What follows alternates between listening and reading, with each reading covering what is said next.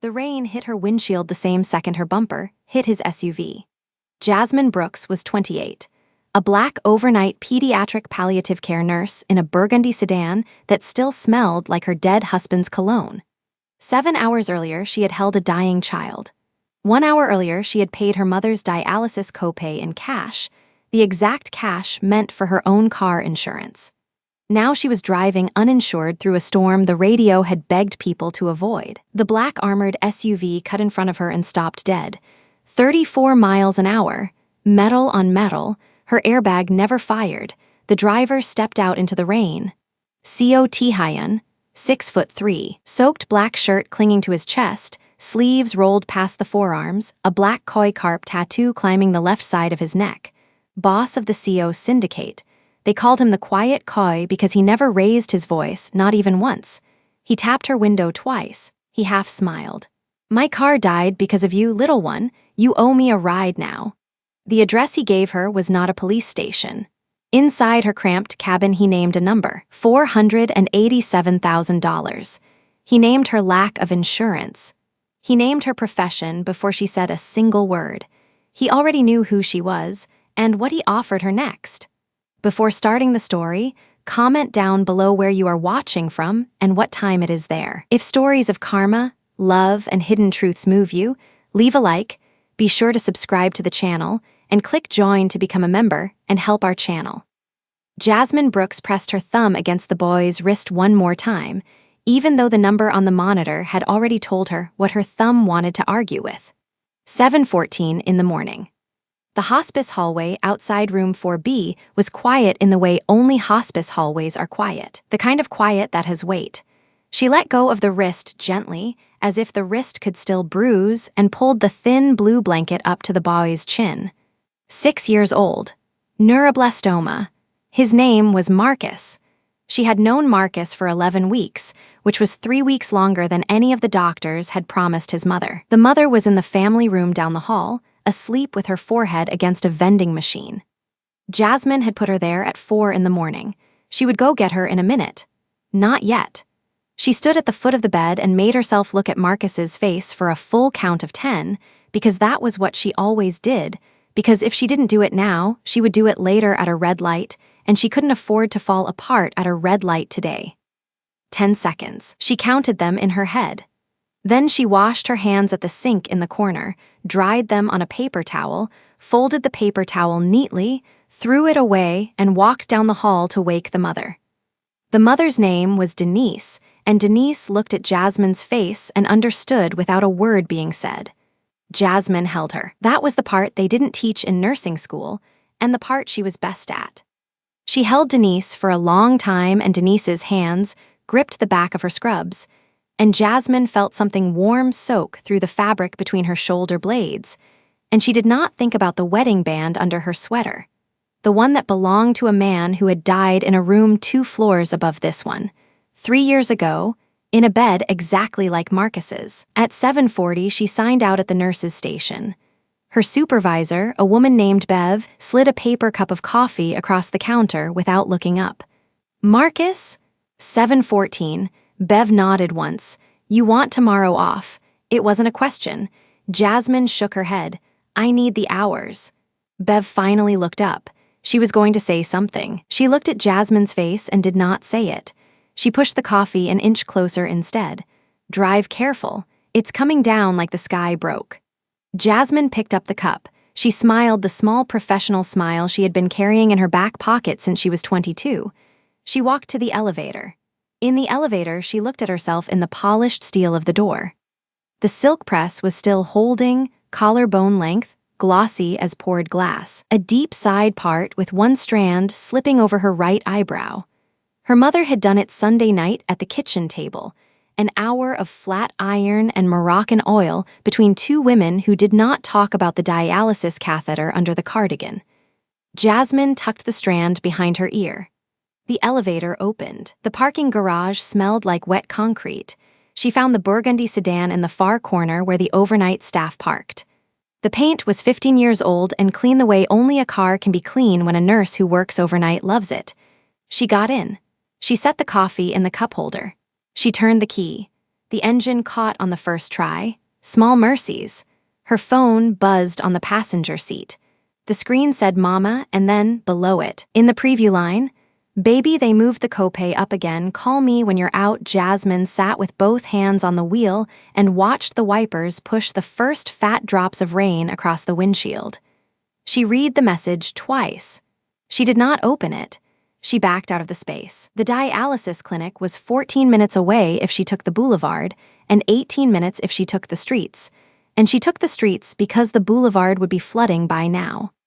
She drove past the shuttered laundromat and the 24-hour Salvadoran bakery, where the woman behind the counter waved at her because Jasmine had held her father's hand the night he passed. She waved back. She kept driving. At a red light on 19th, she opened the glove box and slid out a white envelope. Inside the envelope was $340 in cash, insurance renewal money. The sedan's policy was set to auto-draft on Monday morning.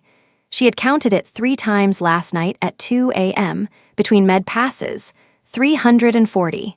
Exact. The light turned green. She put the envelope in the inside pocket of her tote, the one with the zipper, and kept driving. Loretta Brooks was already in the waiting room when Jasmine arrived. She was wearing the faded floral house dress under the beige cardigan and the orthopedic slippers she refused to trade for real shoes, and the small wooden cross on the leather cord was resting outside the cardigan today, which meant she had prayed on the ride over. She looked up when Jasmine walked in, and her whole face did the thing mothers' faces do, the thing where they become 20 years younger for 1 second and then remember and become 60 again. "Baby." "Hi, Mama." Jasmine sat next to her. The chairs were plastic. There were 4 other people in the waiting room, and all 4 of them were tired in the specific way dialysis makes people tired, a tired that lives in the bone. "They said," Loretta began, and Jasmine put her hand over her mother's hand. "I know, I got the message. It's fine." "It's not fine. I told you not to come." "You didn't tell me not to come. You told me they moved the copay." "That's the same thing." Jasmine did not answer that. She stood up. Her mother's fingers caught her wrist. "Jasmine." "Mama, sit." She walked to the front desk. The woman behind the desk was named Alicia and had gone to the same high school as Jasmine's cousin. Alicia's face said she already knew what conversation this was going to be, and Alicia's face said she was sorry. "How much did they move it?" $280 this session. Last week it was $160. "I know, baby. When did they tell her?" "Yesterday. She didn't want to bother you at work." Jasmine unzipped the inside pocket of her tote. She counted $300 bills onto the counter without looking at them. Alicia pushed 20 back across the glass. Jasmine let it sit there. "Is she getting her session today or not?" "If you pay, she's getting her session today." "Then she's getting her session today." Alicia slid the 20 back 1 more inch. Jasmine picked it up finally and slid it into the tote and did not look at her mother across the room. She walked back and sat down. Loretta was staring straight ahead at the wall. "That was Monday's money." "Mama, that was the car's money," I said. Loretta turned her head very slowly. She looked at her daughter the way she had looked at her the day Jasmine came home from the funeral home and said the casket was closed. "Baby, you cannot drive without insurance." "I'm not driving without insurance. I'm driving until Friday when I get paid." "That is driving without insurance." "Then that's what I'm doing." A nurse in maroon scrubs opened the interior door and called Loretta's name. Loretta squeezed Jasmine's hand once hard, the way she had squeezed it in the delivery room 28 years ago according to family lore, and stood up on her thinned frame and shuffled across the linoleum in her orthopedic slippers. She did not look back. Loretta Brooks had never in her life looked back, and Jasmine loved her for it and hated her for it in the same breath. Jasmine sat in the plastic chair for another minute after the door clicked shut. She watched the rain hit the parking lot outside the window. It was coming down harder now, the drops jumping off the asphalt like the ground was rejecting them. The forecast on the radio this morning had said the front would sit over the city until midnight and then intensify. The word the man had used was intensify. 280 this session. Next Tuesday would be a session 2, and the Tuesday after. The clinic had done this once before, 6 months ago, a $50 bump the accounting office had blamed on a new billing system, and the bump had never gone back down. This one would not go back down either. She knew that the way a nurse knows a fever is going to break or not going to break without needing anyone to confirm it. She thought about the manila envelope she did not yet have. She did not know she was about to be given one. She was only thinking about the shape of the week, and the shape of the week had teeth. She got up. She walked to the sedan.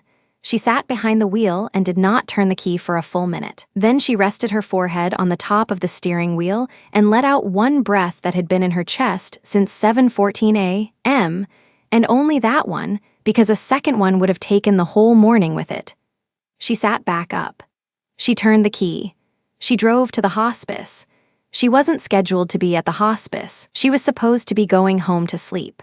But there was a box of donated Christmas ornaments in the volunteer closet that she had promised the activities director she would sort before Wednesday, and Wednesday was tomorrow, and if she went home, she would lie in bed and think about Marcus's mother asleep against a vending machine, so she drove to the hospice. The parking lot was almost empty. The day shift was inside. She parked under the overhang because of the rain and pulled her coat tighter and walked in through the side door. Father Emmanuel Acaffer was in the corridor by the chapel. He was standing very still with the leather satchel on the floor between his shoes, one hand on the wooden rosary at his left wrist, the other hand flat on the wall as if the wall were something he was consoling.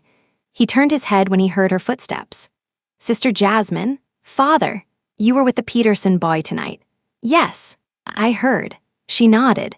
She did not trust her voice at the word heard. Father Emmanuel bent, picked up the satchel, and walked toward her. He was 62 and moved like a man who had walked a great deal in his life, deliberate, unhurried, saving his steps for the ones that mattered. He stopped in front of her.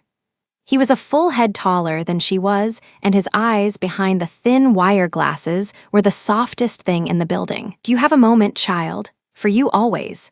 He looked left down the corridor. He looked right. Then he opened the leather satchel and took out a sealed manila envelope. It was the size of a magazine, thick, taped along the flap with clear packing tape. It had no writing on it. "I need you to keep this for me." "Father, until Monday, that is all. Monday morning I will come to your apartment and I will take it back." "What is it?" He smiled. The smile was tired. "Something I would rather not carry through this weekend." She did not take the envelope right away. She looked at his face. He looked back at her steadily. "Father, is it dangerous?" "To me, not to you. That is why I am asking you and not asking myself." He laid the envelope in her open palm with both his hands, the way a man lays a sleeping infant. It was heavier than it looked. She slid it into the olive green tote next to the zippered pocket and pulled the tote strap higher on her shoulder. Monday morning, before your mother's session, I will come with coffee. You don't drink coffee. I will bring it for you." He squeezed her forearm through the coat. Then he turned and walked toward the chapel, and Jasmine stood in the corridor holding the strap of her tote and felt the flat weight of the envelope against her hip. She stood in the corridor after he was gone. Her palms still remembered the weight of the envelope even though the envelope was in the tote now. She lifted the tote strap and settled it on the opposite shoulder. Then she settled it back. She could not decide which shoulder felt lighter, and it bothered her that she was trying to decide. Father Emmanuel never asked for anything. In 3 years, he had asked her for 1 glass of water at a bedside and 1 prayer at a graveside, and both of those had been things he could have done himself. Now he had asked her to hold something until Monday, and Monday was 4 days away. And 4 days was the length of a small forever when a person did not know what was inside a taped manila flap. She did not open the tote to look. She had promised nothing about not opening it, and she did not open it anyway. Some promises were the kind you kept without them being spoken. She sorted the ornaments for 40 minutes. Broken stars in one pile, chipped angels in another, anything with glitter still holding in a third. The activities director walked in halfway through, saw her sitting on the floor of the volunteer closet in her coat, said nothing, put a bottle of water next to her knee, and left. At 9:15 a.m., She drove home. Home was a one-bedroom on the second floor of a walk-up in a neighborhood that had been affordable when she and her husband had signed the lease 4.5 years ago and was no longer affordable at all. She parked at the curb. She climbed the stairs. She put the envelope on the kitchen table. She looked at it for a moment. Then she moved it to the top of the refrigerator, behind the cereal box, where the light from the window did not reach. She slept until 3:40 in the afternoon. She woke because her phone was buzzing. It was the hospice. The night charge nurse had a family emergency and was asking if anyone could take a partial. 6 p.m. to 2 a.m., 8 hours at time and a half. Jasmine sat on the edge of the mattress. She did the math in her head. 8 hours at time and a half at her rate was $382 before taxes. The Monday auto draft would not clear now. The auto draft would bounce and the policy would lapse, and the reinstatement fee was $95. And $95 plus what she had left was still not enough to cover next month, so she had to work the shift, and she had to drive to the shift, and she had to drive home from the shift, and every one of those miles she would be uninsured. She said yes. She showered. She reset the silk press with the flat iron on a low setting because her mother would have skinned her for using it hot on wet ends. She put on the dusty teal knit sweater and the dark high-waist jeans and pulled the long cinnamon wool coat off the hook by the door. She tucked the thin gold chain inside the sweater so the wedding band sat cold against her sternum. She picked up the olive green tote. She glanced at the top of the refrigerator. The envelope was still there behind the cereal box. She left the apartment at 5:30. The rain had eased for one deceptive hour in the afternoon and was starting up again as she went down the stairs. By the time she pulled out of the curb, the wipers were on high. The shift was heavy. 2 admits, 1 discharge home, a family who wanted to talk about hospice for the first time and did not know the vocabulary. A code blew on a patient who had a DNR that took 20 minutes to physically locate in the chart, a bathroom break she never took. At 1:45 in the morning, she signed off and clocked out and walked to the parking lot in her cinnamon coat with the collar turned up against the wet. Her sedan started on the first try. Small mercies. She pulled onto the Industrial Boulevard at 10 to 11. The shift had run over, and by 10:47 she was 3 miles from home, driving 40 in a 45, both hands on the wheel at 10 and 2, the way a woman drives when a woman knows her insurance renewal did not clear. The boulevard was empty because the boulevard was always empty at that hour. Warehouses on both sides. Chain link. Sodium lights every 100 feet. The rain came down in sheets that turned the sodium lights into orange smears. She had the radio off. She was thinking about the manila envelope on top of the refrigerator, and she was not thinking about it at the same time, the way a person thinks about a locked door in a house they are alone in. The black SUV came out of a side lot on her right, 3 car lengths ahead. It did not merge. It cut. It swung across both lanes and stopped in front of her, brake lights blooming red through the water on her windshield. Jasmine's foot went to the brake. The brake caught. The tires did not. The sedan hydroplaned 4 feet, 5 feet, and the front bumper struck the SUV's rear at 34 miles an hour. And the airbag did not deploy because it was a 15-year-old car, and the impact was just under the threshold. And Jasmine's head snapped forward against the shoulder belt and back against the headrest. And for 1 second the world was the sound of the wipers slapping and her own breath coming out short. The coffee cup from the morning was still in the holder. It had tipped in the impact. A brown ring bled across the plastic tray under the gearshift. Jasmine watched the ring spread without seeing it. Her ears were doing the thing ears do after a small collision, muffling the world into cotton and then letting it back in. Then the SUV's engine died. She heard it die. A ripple of clicks under the hood and then nothing, the big machine going still on the wet asphalt in front of her. Her own engine was still running. That was the first strange thing. Her 15-year-old sedan hummed. The armored SUV, whatever kind of vehicle it was, had gone quiet as a stone. Her hand stayed on the wheel. She could not feel her fingers. She told her fingers to move, and they did not immediately. She told them again. They moved. The driver's door of the SUV opened. He stepped out into the rain, and she saw the shirt first. because the shirt was the thing the sodium light hit, a black dress shirt already soaked through, clinging to a chest and shoulders that the shirt had been tailored for. Sleeves rolled to the forearms. The rain ran down his forearms and off the tips of his fingers. His hair was black and disheveled by the water, strands falling across his forehead, and the water was tracing a line down the left side of his neck, and the line was tracing a shape, and the shape was a fish, a coy black ink curling up out of his collar and disappearing under the wet fabric at his throat. He was tall. She had never in her adult life had to tilt her chin up to look at a man through a car window, and she had to tilt her chin now. He walked around the side of his SUV. He walked around the front of hers. He was not hurrying. The rain did not seem to concern him. He came to her window and stopped. He looked at her through the glass. His eyes were black and unreadable, and the water was running down his face, and he did not blink to keep it out. He looked at her for what felt like a long time and could not have been more than 2 seconds. Then he raised one hand and tapped the glass twice with his knuckle. Slow taps.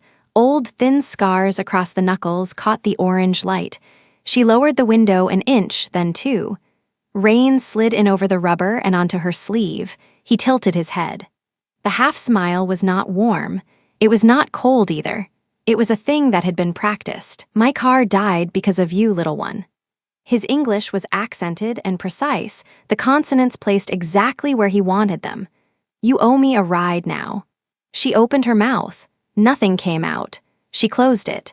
She looked past him at the dead SUV, at the crumpled edge of her own hood, at the empty boulevard in both directions, at the sodium lights, at the rain. He was watching her face while she looked at all of that. When her eyes came back to his, he was still watching. Sir, I need to call the police. There is a procedure. Yes. He waited. But you are not going to call the police. Excuse me, because your insurance lapsed at 9 a.m. yesterday morning. The rain kept falling. The wipers kept slapping. Somewhere a block away, a train was moving through a crossing, and the bell was ringing, and the sound of the bell reached them thin and far. Jasmine's hand was still on the window crank. Her fingers had gone cold again. He leaned down closer so that his face was almost level with hers through the 2-inch gap, and the water dripped off the ends of his hair onto the frame of her door. Turn the wheel. Follow me. It is not far. Where? An address, not a police station. He tapped the glass once more, gentle this time, and turned and walked back toward the dead SUV without looking to see whether she would follow. The koi on his neck disappeared into the collar as he walked. The rain closed behind him. Jasmine sat with both hands on the wheel and the wipers slapping, and her mother's dialysis copay, and a sealed manila envelope on top of a refrigerator across town, and a wedding band cold against her sternum. And she watched the tall stranger open the back door of the SUV instead of the driver's door, and slide into the back seat, and pull the door shut, and a second figure she had not seen was already behind the wheel with black-gloved hands resting on the top of the steering wheel, and the SUV's engine turned over on the first try as if it had never died at all.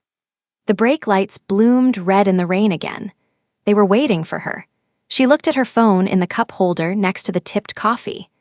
911 was 3 buttons. 3 buttons was a fine, a court date, an impound lot, a mother without a session on Tuesday. 3 buttons was a mugshot on a slow news day. 3 buttons was the sedan her husband had bought her the summer before he got sick towed into a yard she could not afford to redeem. She put her hand on the gearshift instead. She eased the sedan forward 1 foot, then another. The bumper scraped against the SUV's rear as they separated. Her hood was crumpled up along the passenger side, folded like paper, but the sedan moved. Small mercies. She had begun to hate that phrase and had begun to need it more. The SUV pulled away in front of her, slow at first, checking that she was following, and then finding its speed. She followed. The wipers slapped. The koi carp on the wet man's neck was already in her memory in a place she would not be able to reach in and remove later. She did not know where she was being led. She followed anyway. The SUV slowed at a wrought iron gate she had not seen from the boulevard. A camera swiveled. The gate parted without a sound. Jasmine kept both hands on the wheel and let the burgundy sedan follow through, past a gravel drive that curved between two rows of bare oaks. The rain sheeted against the windshield in silver ropes. She counted the seconds between the wipers to keep herself inside her own head. The drive ended in front of a stone house that was too long to be a house. 6 windows on the ground floor. 9 on the second. A single lantern burned above the door. Yoon parked the SUV at an angle that boxed her sedan against a low wall. He stepped out first, gloved hands folded in front of him, and waited under the lantern without looking at her. Tae-hyun opened her passenger door before she had shifted into park. He slid into the seat beside her. Wet cotton pressed to skin. He shut the door and the rain went muffled. Kill the engine. She killed it. The sedan ticked. The wedding band on her chest was ice under the sweater. You know why I am sitting in your car and not asking you into mine. She waited. Because this is your problem, little one, not mine.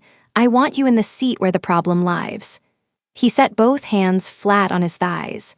The koi curved out of his collar and vanished at the jaw. Rain slid off the point of his chin onto the dark shirt and disappeared. He looked at the dashboard clock, not at her. 2:17. My car cost $487,000. The armor package is another $90. The rear axle housing you cracked is a 6-week order out of Munich. So I am going to say a number and you are going to nod when I say it. 487,000. Her mouth was dry. Nod. She nodded once. Good. Now the other number. Your insurance lapsed at 9:04 yesterday morning. The check bounced at the reinstatement portal at 9:06.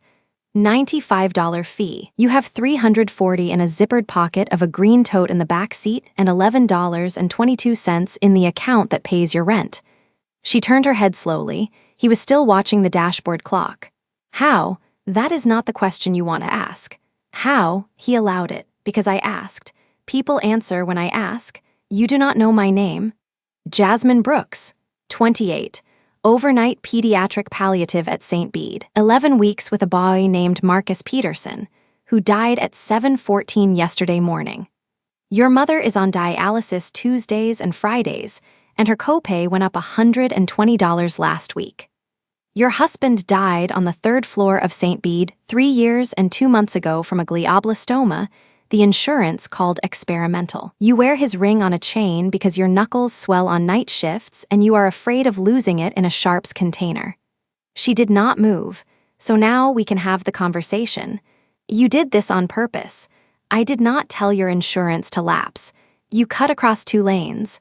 I braked. You hit me. That is what the camera on the corner will show. The camera at the truck yard will show the same thing from a better angle. The camera at the loading dock behind you will show you following too close in the rain. I have already asked for all 3.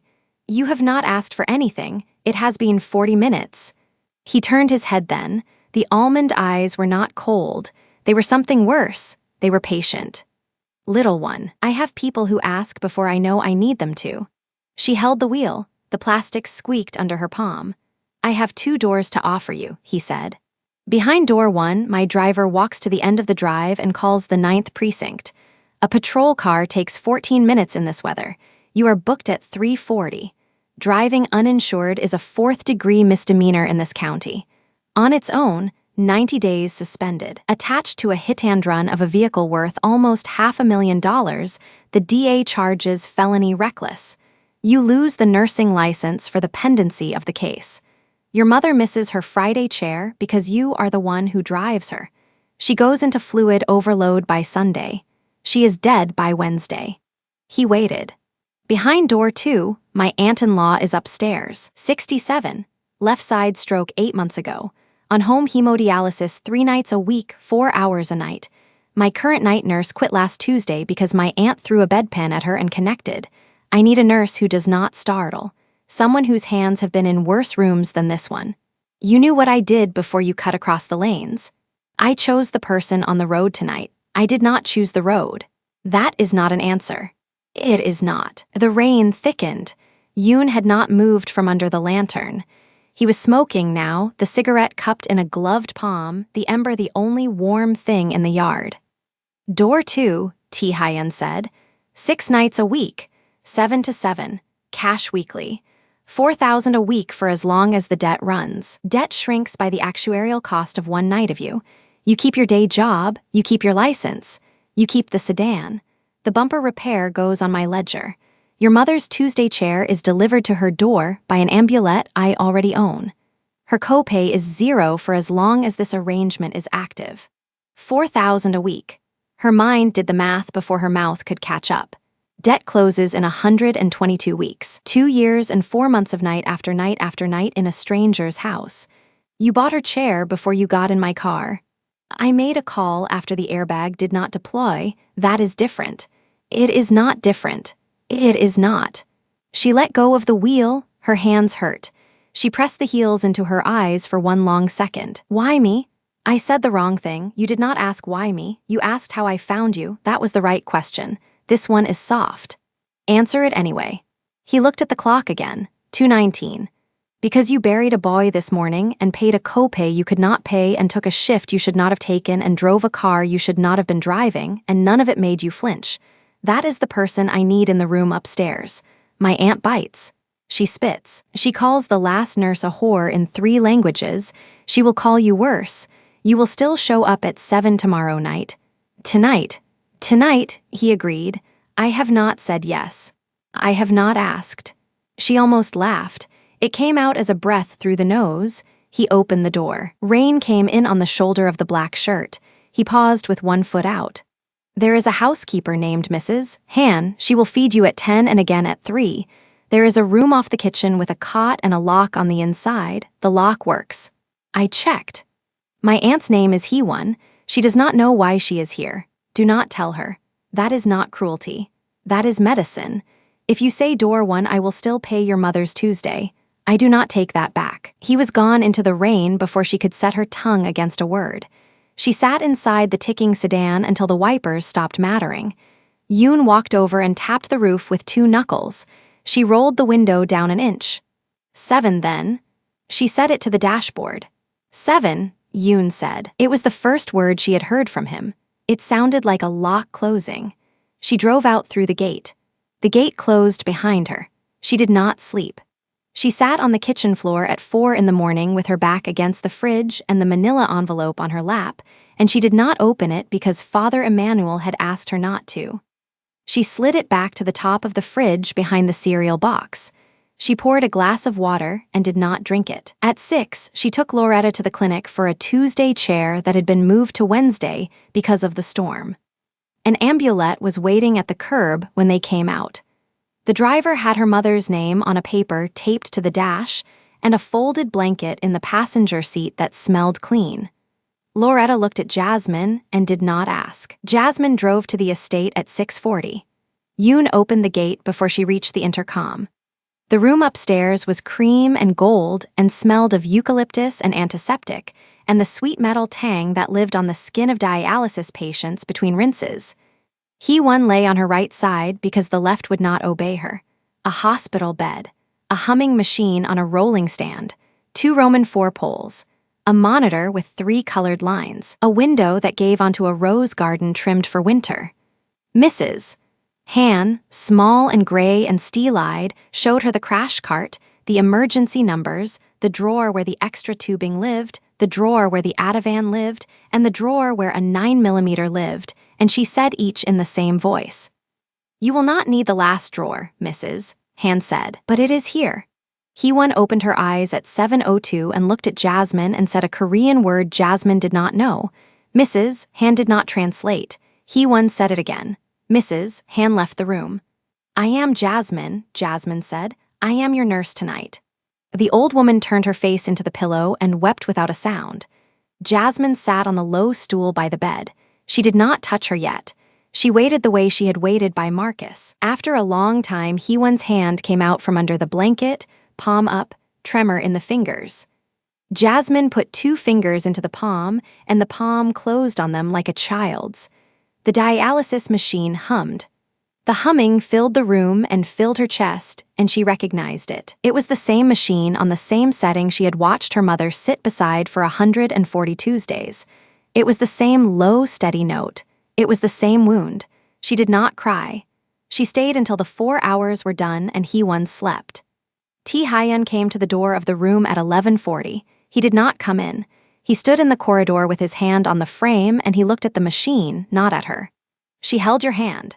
Yes, she has not held anyone's hand since May. He left. The nights ran together in the way nights do when the world has narrowed to one room.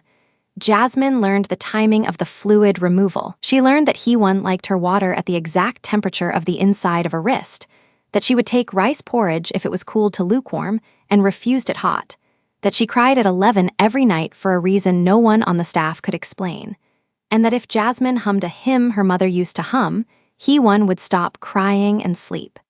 She learned the house too. She learned the 2 guards at the gate rotated every 6 hours and were younger than she expected. She learned Yoon slept in a room next to the study and never fully closed his door. She learned Mrs. Han was widowed and had a grandson at MIT whose photograph lived on the refrigerator behind 3 magnets. She learned Hyun kept a study at the far end of the 2nd floor, that a light burned there most nights until 3, and that he came to the doorway of Hee-won's room at 11:40 every night and stood for the length of one breath and left again. She did not learn his aunt's history. She did not ask. On the 4th night, Hee-won pushed her rice porridge across the tray table and it landed on the floor without breaking. Jasmine cleaned it up. She warmed a 2nd bowl. She held the spoon and waited. Hee-won turned her face away. Jasmine set the spoon down and picked up the old woman's hand and put it against her own cheek and held it there. Hee-won left her hand where it was for a full minute. Then she opened her mouth. On the 5th night, the machine alarmed at 2 in the morning. Jasmine cleared the line, reseated the Venice needle, and reset the pump inside 40 seconds. Her hands were dry the entire time. She wrote it up in the log and initialed. When she looked at the doorway, Hyun was there again, one shoulder against the frame, hair still wet from a shower she had not heard. He did not speak. He watched the pump come back to a hum. He nodded once and was gone. On the 6th night, she found a plate of pear slices on the kitchen counter at 3 in the morning, with her name written on the paper napkin in a hand that was not Mrs. Hands. The characters were blocky and careful. She ate one slice standing up, and then she wrapped the rest in the napkin and took it upstairs and did not eat the rest. On the 7th night, Yoon came into the room at midnight for the only time and asked her in a voice pitched below the pump if the Ativan drawer was still the Ativan drawer. She said yes. He said good. He left. She did not ask. On the 8th night, she caught herself humming the hymn under her breath in the kitchen at 4 in the morning while she rinsed a mug. Mrs. Han was at the counter with a paring knife. Mrs. Han did not look up. "That is the same song, Mrs." Han said. "The same as what?" "Oh, the same as she asks for." Jasmine set the mug down. "She asks for it. In Korean. She asks for it in Korean. I did not know it in English."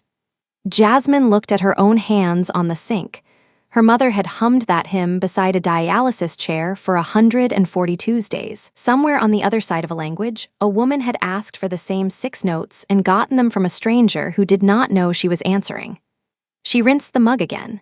She set it upside down on the towel to dry. On the 9th night, the cousin came. Choi Min-yi arrived at 9, wet from the rain that had not stopped in a week, in a navy suit a size too tight, a red silk pocket square, the heavy gold chain half swallowed by his collar. He walked past Yoon without looking at him, and he opened Hee-won's door without knocking. Jasmine was drawing blood for the mid-run panel. She kept her hands steady. "So this is her." He said it in English so she would hear. His accent was clean and mocking. He smelled like a cologne that cost more than her rent. "Please step out. You are new. Please step out. Do you know whose bed this is? I know whose room this is. That is enough." He grinned. He looked at Hee-won and the grin thinned. "Ask him," he said. "Ask him whose wife she was before she was his aunt. Ask him what year. Ask him where the husband is buried. Ask him who put him there." He left the door open when he went. Jasmine finished the draw.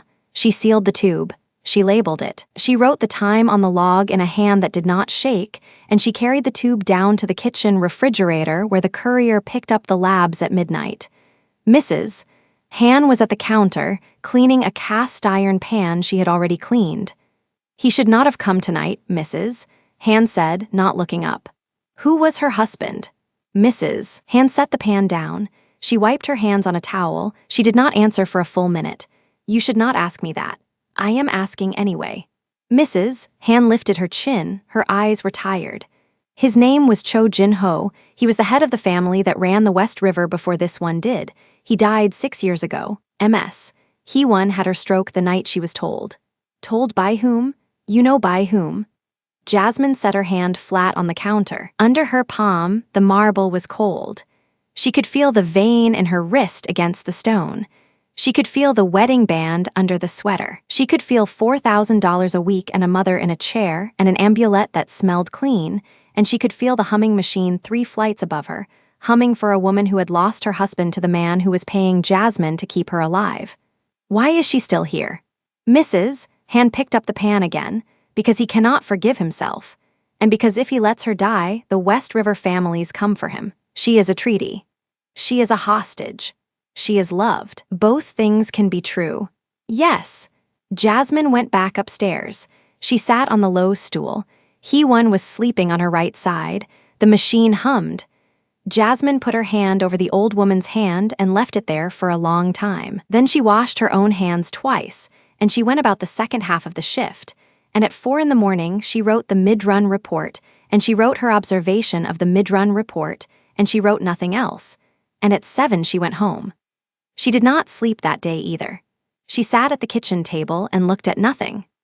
Loretta came home from her Wednesday chair by ambulette and stood in the doorway with the clean folded blanket over her arm. You look like your father did the week before he told me he had been fired.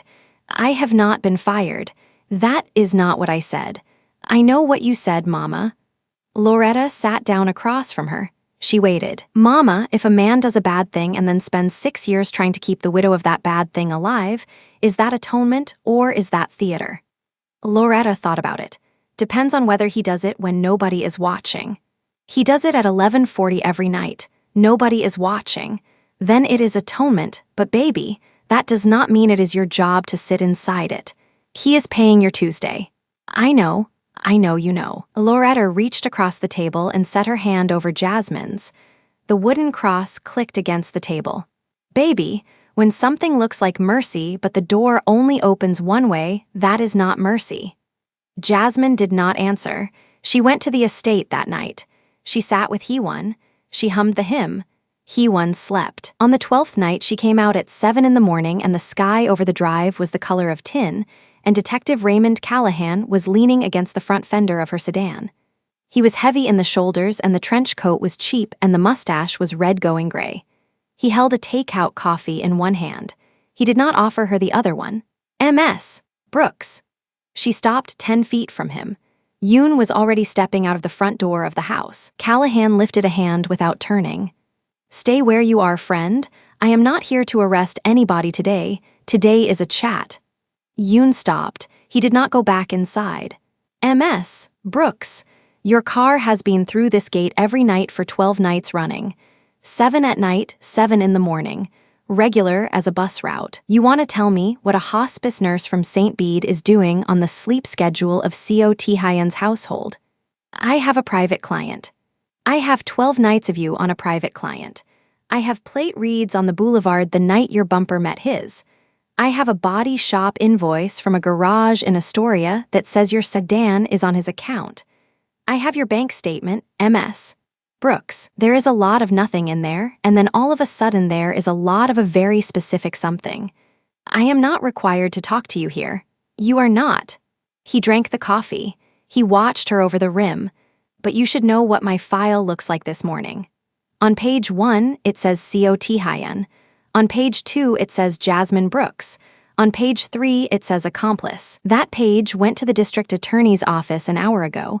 I did not want you to hear it from a uniform in a parking lot. She kept her face still. Her hands were fists in the pockets of the cinnamon coat. That is not what this is. Ma'am, in my job it does not matter what things are. It matters what they look like from the outside of the gate. He set the coffee cup on the hood of her car. He turned and walked back down the drive to a plain sedan she had not noticed parked past the Oaks. He got in without looking back. The gate opened for him and closed behind him. Yoon crossed the gravel to her. He did not touch her. He picked up the coffee cup from the hood of her car and looked at the lipstick print on the rim, which was not hers. He wanted you to see that. I saw it. Yoon nodded once. He looked at the closed gate. He looked at the house behind them. Somewhere on the second floor, a light was still on in the study. He will not know yet, Yoon said. I have to be the one to tell him. Wait. Yoon waited. She looked at the gate. She looked at the house. She looked at the burgundy sedan with the cracked bumper and the coffee cup someone else had drunk from and the second floor window where the light burned. And she felt the shape of the trap for the first time, not as a shape she had walked into, but as a shape that had been built around her before she chose a single door. 2 predators. And the one in the trench coat was already writing her name on the page above the boss's. Tell him, she said, but tell him I am the one who is going to answer for it, not him. Yoon studied her for a beat. Something almost like respect moved through his face and was gone. 7 tonight, he said. 7, she said. She got into the sedan. Her hand shook once on the key and then it did not shake again. She drove out through the gate. The gate closed behind her, and this time it sounded different from every other night, not like a lock closing, but like a lid. Jasmine drove the last mile home with the heater set too high on purpose. The heat kept her hands from shaking on the wheel, and that was all she needed the heat for. She parked in her usual spot behind the second-floor walk-up, walked up the outside stairs, unlocked the door, and stood in her kitchen listening to the refrigerator hum in the wrong key. The manila envelope was still on top of the fridge, behind the cereal box, exactly where she had left it 13 mornings ago. She reached up, touched the corner of it, and let her fingers rest there for a breath. Then she took her hand down. Not yet. Whatever was inside it, she wanted to be a person who could still choose when to open it. She kept the door of that choice closed one more day. Loretta was already at the table in the beige cardigan. 2 mugs, toast that had gone cool. Loretta looked at her daughter's face and did not ask what had happened at the gate. She only slid one of the mugs across. You eat something before you sleep, Loretta said. I have to shower. After, you eat first. Jasmine ate half a slice standing up. She kept the tote bag on her shoulder the whole time, the strap crossed over her chest, the way she wore it walking through a parking lot at 3 in the morning. Loretta watched that too and said nothing about it. At 8:15, Jasmine took her phone off silent, and it started to buzz in a way phones only buzz when something has already gone wrong. 6 missed calls from Bev, 3 from a number she did not know. A text from Alicia at the dialysis clinic that said only, "Girl, call me." She set the phone face down on the counter. She would call after the shower. She was going to have 20 minutes of hot water first because a person was allowed to have 20 minutes. She had 11. The knock on the door was flat and even 4 beats, the same as a knock she had heard on the drive at 7 that morning. She knew the cadence before she saw the man through the peephole. Callahan. Trench coat still damp at the shoulders from a rain she had not noticed starting again. Behind him, 1 uniform. Behind the uniform, at the base of the stairs, another. She opened the door with the chain on. MS. Brooks. Callahan held up a folded paper the width of his palm. Warrant. Conspiracy, obstruction, accessory after the fact. You want to do this here or at your job. Loretta was already at her elbow. Jasmine could feel her mother's breath on her shoulder, the small, quick breath of a woman on dialysis 3 days a week. Not here, Jasmine said. Callahan's mustache moved half an inch. Where? The hospice steps. He tilted his head. Why there? Because if you're going to do this, you do it where the people who trust me can see the exact shape of it. He looked at her a long second. She had surprised him. He had planned the hospice all along, she saw that on his face, and she had taken the theater away from him by choosing it first. He folded the warrant back into his coat. Get your shoes. She turned to Loretta. Call Bev. Tell her I'm coming in but not for a shift. Tell her not to say anything to anybody until I'm on those steps. Baby, call her mama. Loretta's hand closed around the wooden cross at her throat. She nodded once. She did not cry. Jasmine had time to notice that and to be grateful in a small, tight place under her ribs. She rode in the back of the unmarked. Callahan drove. The uniform sat beside her, not looking. The city moved past the window in its ordinary Wednesday shapes, and Jasmine kept her eyes on the small dark spot on the driver's headrest where hair oil had worn the fabric shiny, because looking at anything else made her stomach turn. At the hospice, 3 families were coming up the walk. A woman with a toddler on her hip, a man carrying flowers wrapped in plastic, an older couple holding each other by the sleeve. Bev was on the steps in her scrubs with her mouth already set in the line she made when she was about to defend a nurse to a doctor. Behind Bev, at the double glass doors, Father Emmanuel Aucaffer stood very still with the battered leather satchel at his hip. Callahan let Jasmine get out on her own. That was the one small mercy he gave her. He read the charges out loud because he had chosen loud. Conspiracy to launder proceeds of a criminal enterprise. Obstruction of a homicide investigation. Accessory after the fact. He said each phrase the way a man says a prayer he has learned by heart and does not believe. The woman with the toddler stopped walking. The man with the flowers took a half step back. The older couple did not move at all. Jasmine looked at Bev first. "Marcus's mother," she said. "Denise, somebody has to call her before she reads this online." Bev's mouth broke open. "Jas, somebody has to call her, Bev." Bev nodded so hard her whole upper body moved with it. Then Jasmine looked at Father Emmanuel. He was already looking at her. Whatever was in his eyes, she chose to read as steadiness, because she needed steadiness more than she needed the truth of it right then. He raised 2 fingers off the strap of the satchel, a small blessing that would not travel more than 8 feet. The uniform put a hand on her upper arm. He did it gently, in the way of a man whose sister was probably a nurse.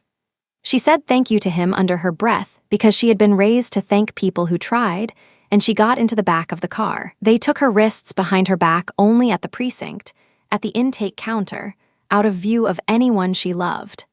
That was the second small mercy Callahan gave her, and she noted it, because she was going to remember every single thing he did in the next 31 hours and rank it later against every single thing he had already done. Intake took 40 minutes. She gave up the wedding band on the chain into a plastic pouch, and the officer at the counter did not meet her eyes when she asked him to be careful with it. She gave up the tote. She gave up the boots. They asked her twice for an emergency contact, and she gave Bev instead of Loretta because Loretta had a dialysis chair at 11 and a phone call from a precinct would keep her from getting into it. There was a bench outside the intake area where they made her wait an hour with nothing to look at. A vending machine with 3 empty rows, a poster about hand washing curling at the top corner, a clock behind wire mesh whose second hand jerked backwards once every 5th tick and then caught itself. She counted the catches. She counted them because counting was a thing her hands could do without shaking. The holding cell was concrete painted the color of dead teeth. 2 other women, one asleep against the far wall, one sitting up with her knees drawn to her chest, watching the door. Jasmine took the bench under the light because the light was the only warm thing in the room. She sat with her hands flat on her thighs, feet flat on the floor, back straight, the way she sat with the mothers of dying children when the doctors came in with the last set of scans. The posture was not for anyone in this room. It was for her. They gave her a phone call at hour 4. She used it on Bev, not on a lawyer. She told Bev the address of the Ambulette dispatcher and the confirmation code that would get Loretta into a chair without a copay, and she told Bev to write it down twice and to text it to Alicia at the clinic. Bev asked her about a lawyer. Jasmine said she did not have one and could not afford one, and it was going to have to be public defender. Bev said Denise had already called back. Denise had asked how Jasmine was. Denise had said tell that girl she is not what any of this is trying to make her look like. Jasmine put the receiver down before her face could do anything her cellmates would see. Hour 7, a young woman in a bad suit came in with a file. Public defender. She flipped pages. She asked questions in the tone of a person who had already read the news and had already decided. She told Jasmine that the DA was not offering bail on the initial appearance because the DA was arguing flight risk based on association with a foreign organized crime figure. Jasmine listened. She did not correct the word foreign. She saved that correction for later, for someone who would hear it. Hour 10, the woman in the bad suit came back and said the initial appearance had been continued to Friday morning because the assigned judge had a family emergency. Friday morning meant 38 more hours. Hour 11, a guard slid a folded newsprint page under the bars because a guard had a cousin who was a nurse and had heard the name at intake. Jasmine unfolded the page. Her mugshot. The one from 10 years ago on a nursing board renewal. Dug out of a database, hair in a puff, no makeup, wide surprised eyes. Above it in a font too big for the width of the page, hospice nurse working for Korean mob. Below it a subhead about a boss called Only S. Th. And a car crash on an industrial boulevard. She read it twice. She folded it back. She handed it to the woman with her knees drawn up and said, "You can have it. It's warmer than the bench." The woman took it without a word and laid it over her legs like a blanket. Hour 14. Loretta made it to her 11 o'clock chair. Jasmine did not know that yet. Loretta made it because the Ambulette code Bev had passed to Alicia held. Loretta finished the session. Loretta went home. Loretta drank water and ate half a piece of dry toast, and lay down on the couch because the bed felt too far from the phone. Hour 16. Loretta did not make it to the Friday morning chair. The Ambulette did not come to the door because a supervisor at the dispatcher had flagged the account overnight after a call from a number that traced back to a departmental extension inside the precinct. Callahan had made that call. It took him one call. He had not even needed a warrant. He had needed a badge and a friendly voice, and the Copay Zero standing order had gone into review pending verification of funding source, and pending verification meant no ride. Loretta walked down to the corner and stood in the rain for 11 minutes trying to hail a cab that did not stop. And then Alicia at the clinic sent her own brother in his beat-up gray Corolla, and the brother got Loretta there 90 minutes late. The clinic could not fit her in. They rescheduled her for Saturday. Saturday came and the same thing happened. 2 sessions missed. Hour 18, hospice board convened by phone. 2 members had already seen the newsprint. 3 more had seen the online version. The vote took 11 minutes. Suspended without pay pending outcome of criminal proceedings. Bev screamed at the speakerphone for 4 of those 11 minutes. Bev's vote did not change the outcome. Hour 22, the landlord of the second-floor walk-up came up the outside stairs with a padlock in a plastic bag and a printed notice under his arm. He was not a cruel man. He was a man behind on his own mortgage who had watched the news cycle in his kitchen, while his wife told him 3 times that the newsprint page was already on his tenant's front door, and now cameras were parked on the block, and he had a daughter at Queens College and could not have his building on the 6 o'clock news. He knocked. Loretta opened. He apologized to her 3 times before he read out the notice. Non-payment of March. Non-payment of April on file for auto draft that had bounced. Immediate right of re-entry under state emergency clause invoked by public safety concern. He gave Loretta 40 minutes to take clothes and medication.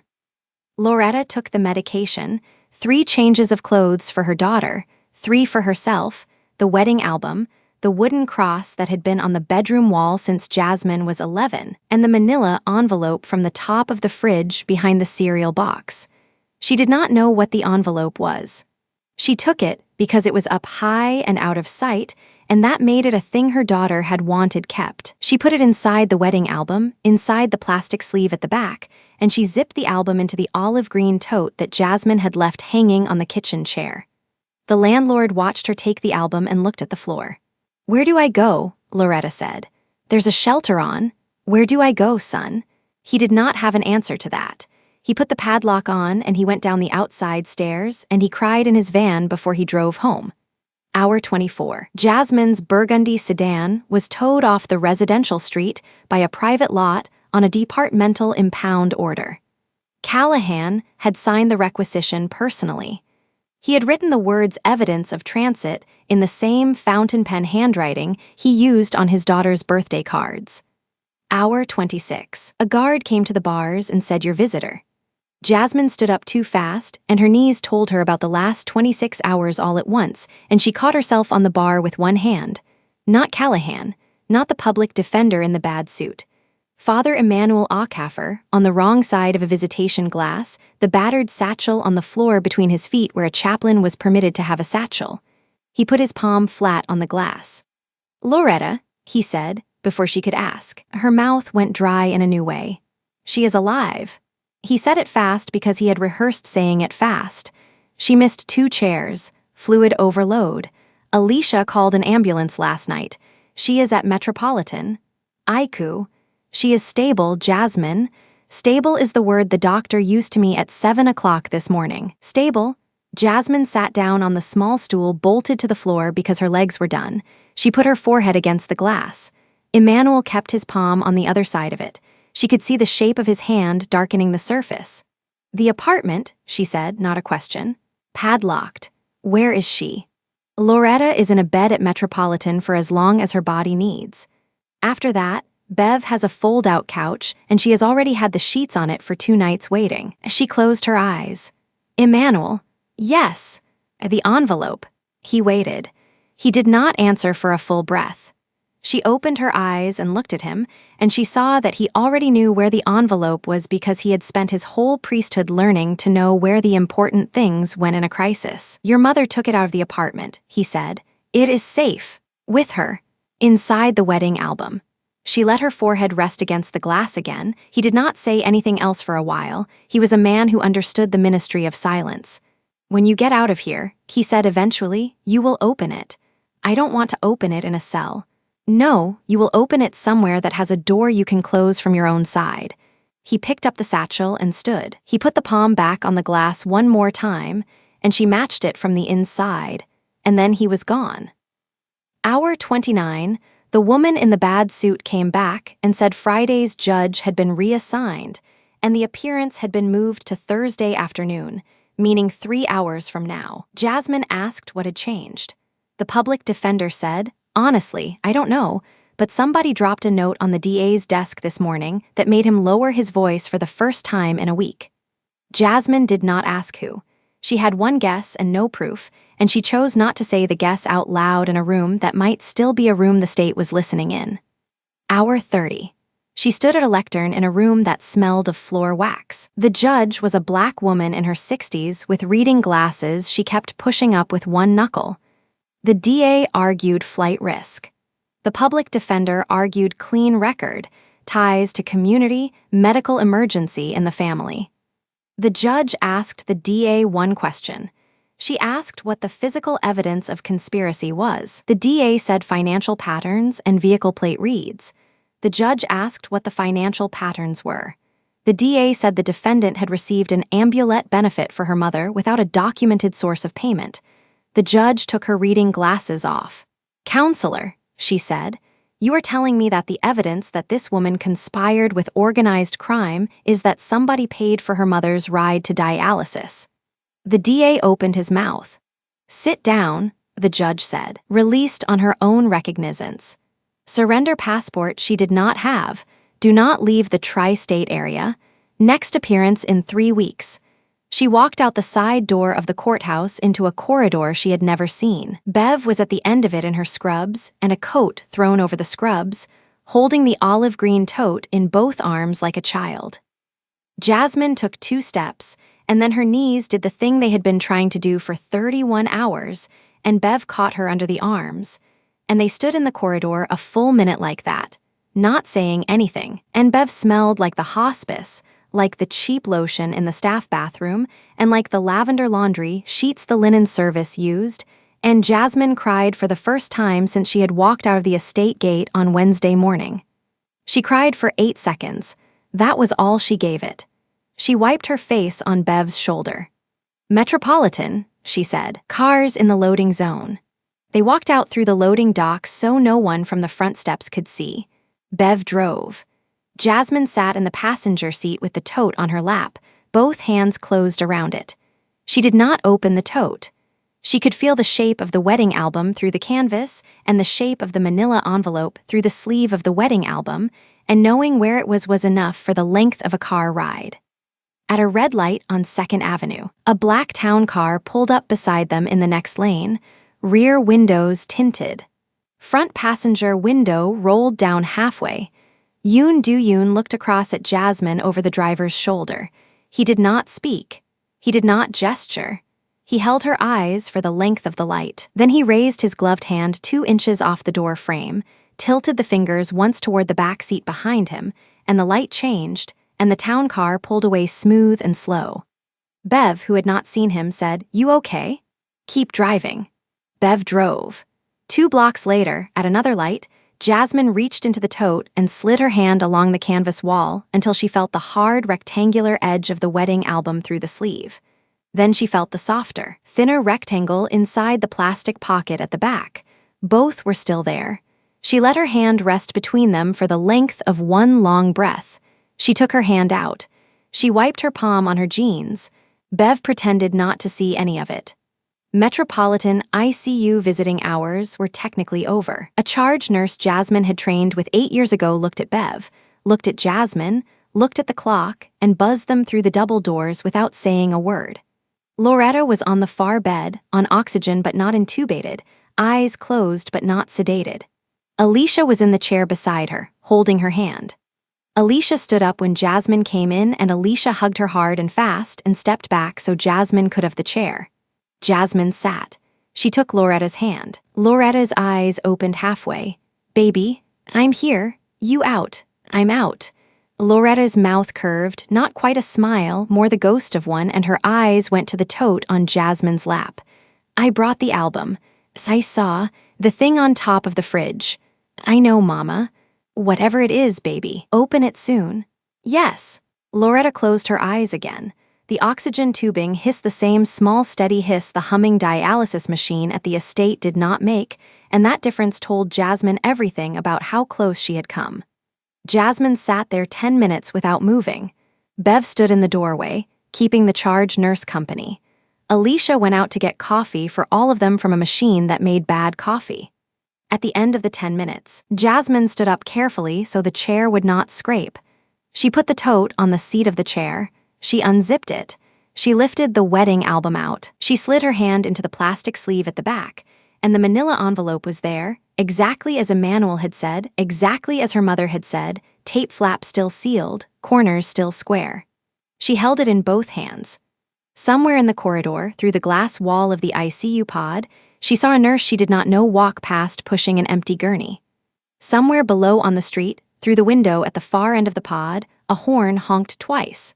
Somewhere across the city, in a study on the second floor of a house behind an iron gate, a light was on that had been on for 3 nights without going out. She looked down at the envelope. She thought about the door Emmanuel had told her about, the one you close from your own side. She did not open the envelope in the ICU. She put it back inside the album sleeve, put the album back in the tote, zipped the tote, and set the tote on the floor between her feet where nothing on earth was going to move it without her. Then she sat back down and held her mother's hand, and she watched the small green line on the monitor rise and fall, and she waited for the light in the ICU to get low enough that she could close her eyes for 1 hour without anybody thinking she had given up. Outside, at the curb of the emergency entrance 3 floors below, Yoon Do-yoon stood beside the town car in the rain, his gloved hands folded in front of him, and he did not go inside, and he did not leave, and he was still standing there when the streetlights above him came on for the night. Loretta slept in pieces, 4 minutes at a time. Jasmine counted them by the pulse ox chirp above the bed. Each time the number dipped to 89, the machine cleared its throat, and Loretta's eyelids twitched and settled again. Alicia came back with 2 coffees and set one on the tray without asking. She sat on the other side of the bed and picked up her aunt's hand as if she had always sat there. She had not. Bev stepped into the pod near the 3rd hour, still in the outdoor coat, hair flattened from the rain. She did not sit. She stood at the foot of the bed the way charge nurses stand, hands folded low, weight on the back leg. Yoon is still downstairs. I know. 3 hours. I know. Bev studied her the way she studied a chart she was about to challenge. You planning to go down? Not yet. When? When I know what I'm carrying. Bev's eyes moved to the tote on the floor. She had been a hospice nurse long enough to read a bag. She said nothing about it and left to find the resident. Jasmine waited another 30 seconds after the curtain settled. Then she lifted the tote into her lap. The wedding album sat on top, the vinyl cover cool against her forearm. She slid 2 fingers into the back sleeve. The manila envelope came out with the small resistance of paper that had been pressed flat by weight for days. The tape flap had darkened where Loretta's thumb had rested. Otherwise, it was as Father Emmanuel had handed it to her, sealed, unmarked, thinner than the weight it had carried in her mind. She looked at the curtain. She looked at her mother. She stood. The family bathroom at the end of the ICU corridor had a lock she could turn from her own side. She turned it. She sat on the closed lid of the toilet and put the envelope on her knees and used her thumbnail to lift the tape. Inside, there were 3 things. The first was a photograph, 3 by 5, glossy, taken at a slight angle from a hallway she recognized in the pit of her stomach before her mind named it. The palliative wing corridor, her floor. The photograph showed a plaque she had walked past 1,000 times without reading the small line at the bottom. She read it now. The wing had been endowed anonymously 3 years ago. Under the plaque, taped to the back of the photograph, was a copy of a wire transfer receipt. The amount was not small. The account it came from was a shell name she did not know. But the memo line said, in Korean characters she could not read, and under them in English in a hand she had seen once, on a paper napkin under a plate of pears, for the room where the boy in 3C died. Her husband had died in 3C, not Marcus, her husband, 3 years ago. The second thing was a 2-page ledger, printed clean. Dates, amounts, balances brought to 0. Her husband's name at the top, beneath it a running list of every collection agency that had held his medical debt after he died. The ones that had chased her voicemail for 18 months, the ones that had stopped chasing her without explanation a year and a half ago. Beside each account, in the same block hand, was a note. Bought and dismissed. The last date was 18 months old.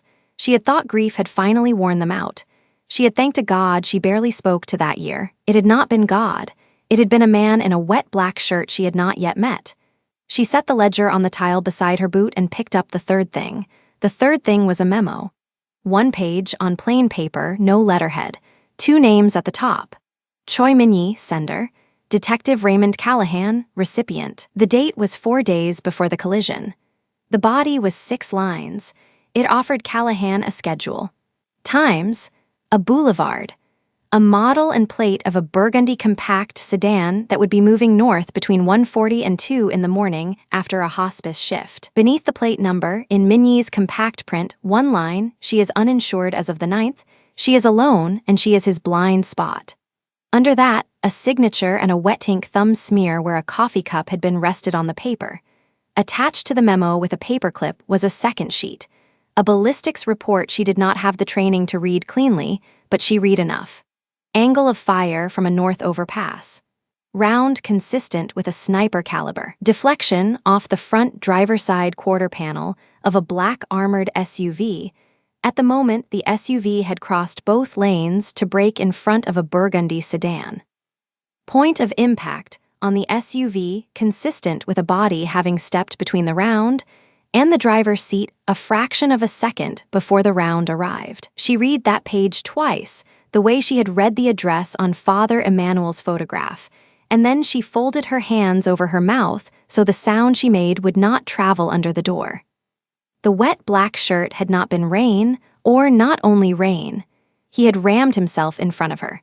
She sat there 4 minutes. She knew it was 4 minutes because the pulse ox chirp from her mother's room 3 doors down carried through the wall in the way hospital sound always carries in the wall you don't want to hear it through, and she counted her mother's breaths against it.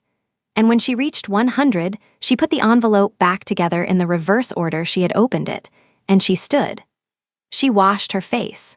She did not look in the mirror. She left the bathroom with the envelope inside the album and the album inside the tote and walked back down the corridor with the tote against her hip the way she carried it at work.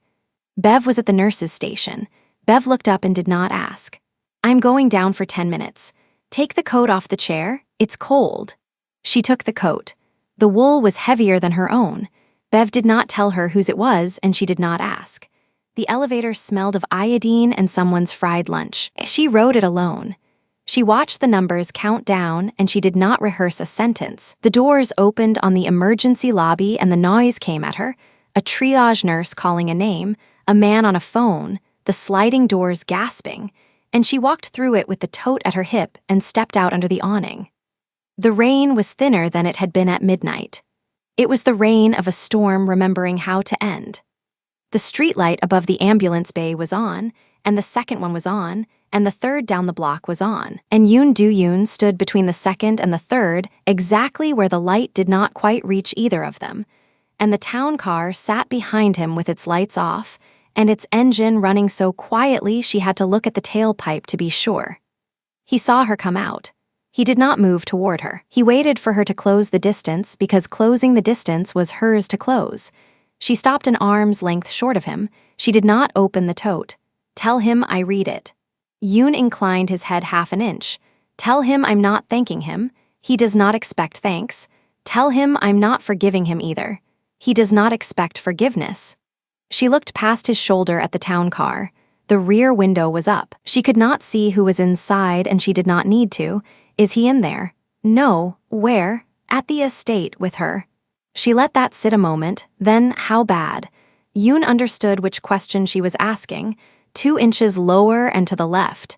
He kept working. He kept working. She nodded once. She adjusted the tote strap on her shoulder. "Tell him I need 3 things and I am not asking for 2 of them." "Say them." "My mother's bill in this building gets paid tonight, not by him personally, through the Hospice Foundation, anonymously. If it can be traced to him, she does not take $1 of it." "Yes." "My apartment is padlocked. My landlord is not a cruel man. His hypotheca is behind. Someone from a real estate firm, a real firm with a real name, is going to buy his mortgage current tomorrow morning at a fair rate and let him keep the building. I don't want the padlock cut. I want it opened by him with a key because he chose to open it." "Yes." "The third." "Yes." Choi Min-yi. Yoon's face did not move. His gloved hand stayed folded. "That one is already answered." "When?" "Tonight." "How?" "Not in a way you will read about." She held his eyes a long beat. The rain sat on her lashes and she did not blink it off. "I said 3 and I said I wasn't asking for 2 of them. The third one I am not asking for either. I am telling you, I want to know it is done. I do not need to know how. I do not want to know how. If I ever find out how, I will have to walk away from all of this." "Understood." "And Callahan?" "Also tonight. Also not in a way you will read about. Nothing on him, nothing off.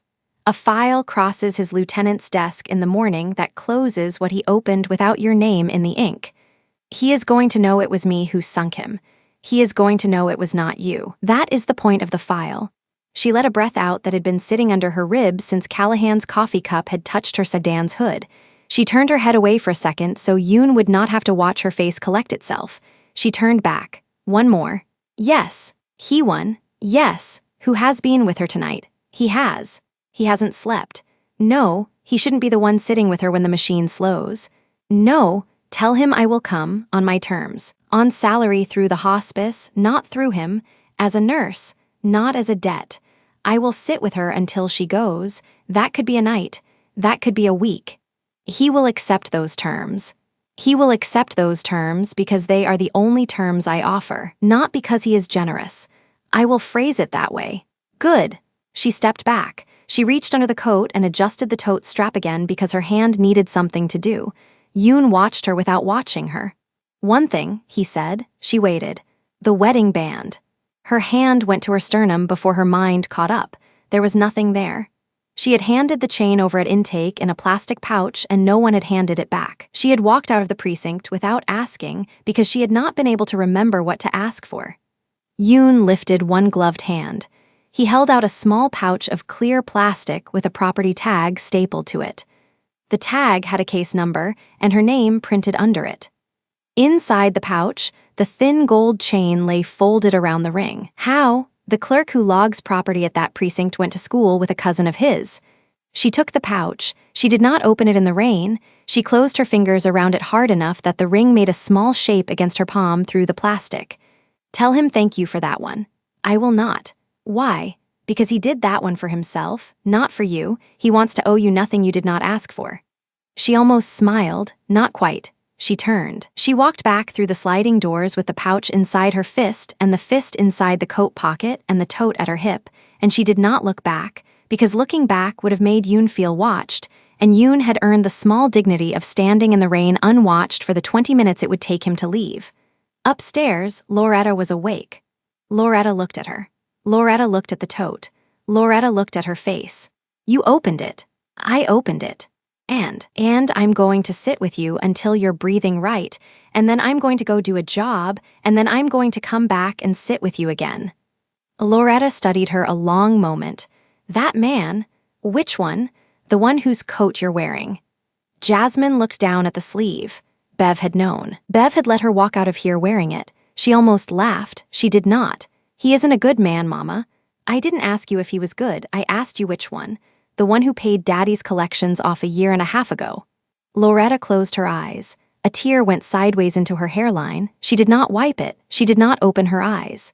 Then you go do that job, baby, and you come back and you tell me the rest when I can sit up straight. Jasmine sat down. She took her mother's hand. She held it until Loretta slept again, and when Alicia came back, she stood and put the pouch with the ring into Alicia's palm and closed Alicia's fingers over it. Hold this for me tonight. I'll get it in the morning. Alicia nodded and put it into her own bra strap and sat down where Jasmine had been sitting and picked up Loretta's hand. Down the corridor, Father Emmanuel was standing by the vending machine with his satchel between his boots. He had come while she was downstairs. He looked at her face the way he had looked at her in the hospice corridor a lifetime ago and asked her nothing. I read it.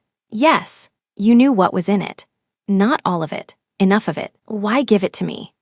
Because a man came to confession a month ago and said he was going to do something that would put a nurse in front of a bullet, and I could not stop it, and I could not name him, and I could not warn her without warning him. So I put what he had told me on paper in the envelope you were carrying, and I asked you to keep it safe until Monday, because if you had opened it before you knew him, you would have called the police, and the police were the wrong people to call.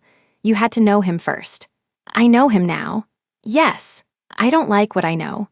No, that doesn't stop it from being true. No. He walked her to the elevator. He did not offer to come. At the doors, he laid his hand once on her shoulder and let it fall. When she goes, I know. Call me. I will. The town car was gone from the awning when she came down. A yellow cab was there instead. The driver had a receipt already made out to the estate. She did not ask how he knew. She got in. The estate gate opened for her without a keypad. The guard at the booth looked at her once and nodded once and did not lift his eyes to the rear view as she passed. Mrs. Han was in the front doorway with a towel folded over one arm. She did not say a word when Jasmine climbed out. She held the door. He is upstairs. With her. With her. Jasmine went up the stairs slower than she had gone up them the first night. The door of the widow's room was open. The dialysis machine was humming its exact note. He-One was on her side, the tube dressed clean, the small lamp on the bureau throwing warm light on the wallpaper. Cot Hyun sat in the chair Jasmine had sat in for 12 nights.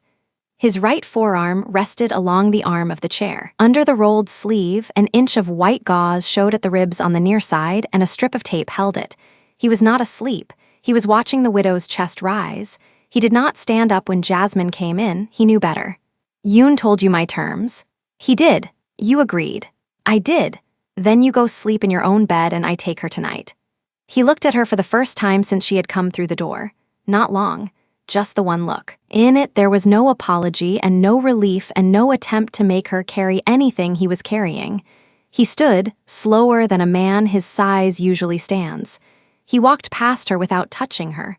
At the threshold, he stopped. The pears? What about them? There are 2 on the counter downstairs. Ripe today, not tomorrow. I'll cut them at 3. Thank you. He went.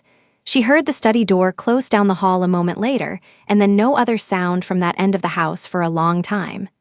Jasmine took the chair. She adjusted the blanket at He-One's shoulder.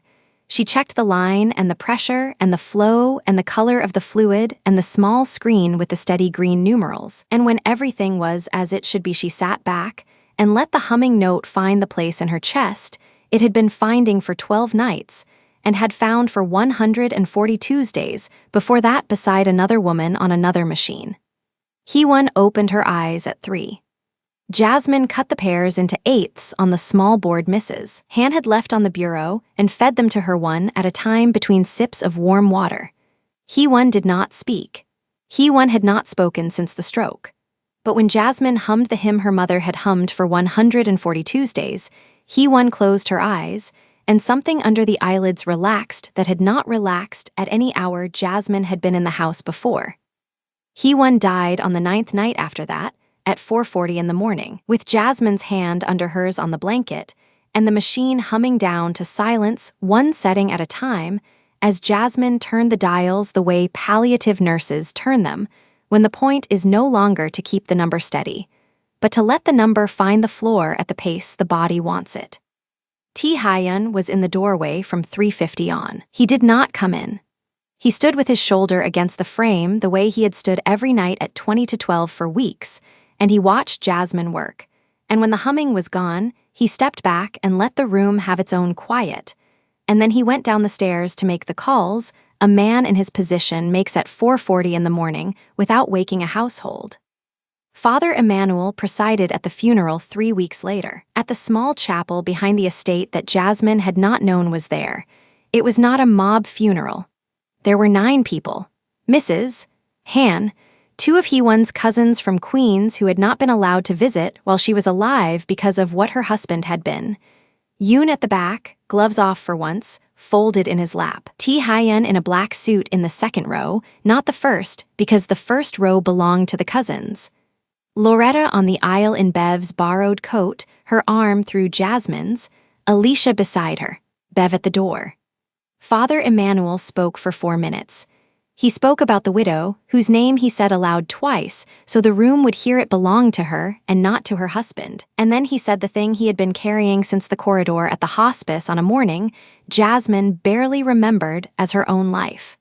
Some debts get paid in money, he said. The real ones get paid in the person you become while you owe them.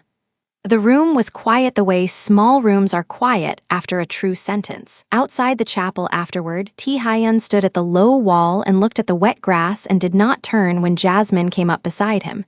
She stood the length of a coat between them and put her hands in the pockets of Bev's coat. My mother is being discharged Tuesday. I know. Her chair is back on Tuesdays. I know. You paid the last 3 months at the clinic. The Hospice Foundation paid them. Through you. Through a wire the foundation's accountant cannot trace and would not tell you about if she could. I'll allow that. Thank you. I'm not staying at the estate. I did not ask you to. I know you did not. I would like to ask you something else. She waited. Would you have dinner with me on a Sunday, in a public restaurant, with a table by the window, with Yoon at a table 4 tables away because that is how a man in my position eats in a public restaurant, and with your mother, if she is well enough, and with a hymn book if she wants one. She looked at the wet grass. She looked at the small stone path. She looked at the chapel door where Loretta was standing on Bev's arm. Sunday after next. Sunday after next. Not this Sunday. My mother needs a Sunday to sit in her own kitchen and not be a guest anywhere. Sunday after next. You will not send a car. I will not. We will take a cab. You will take a cab. You will pay for our cab home. I will pay for your cab home. That is not a debt. That is not a debt. She nodded once. She did not put her hand on his arm, and he did not put his hand on hers. They stood there in the light rain that had started again and had not yet decided whether it was staying.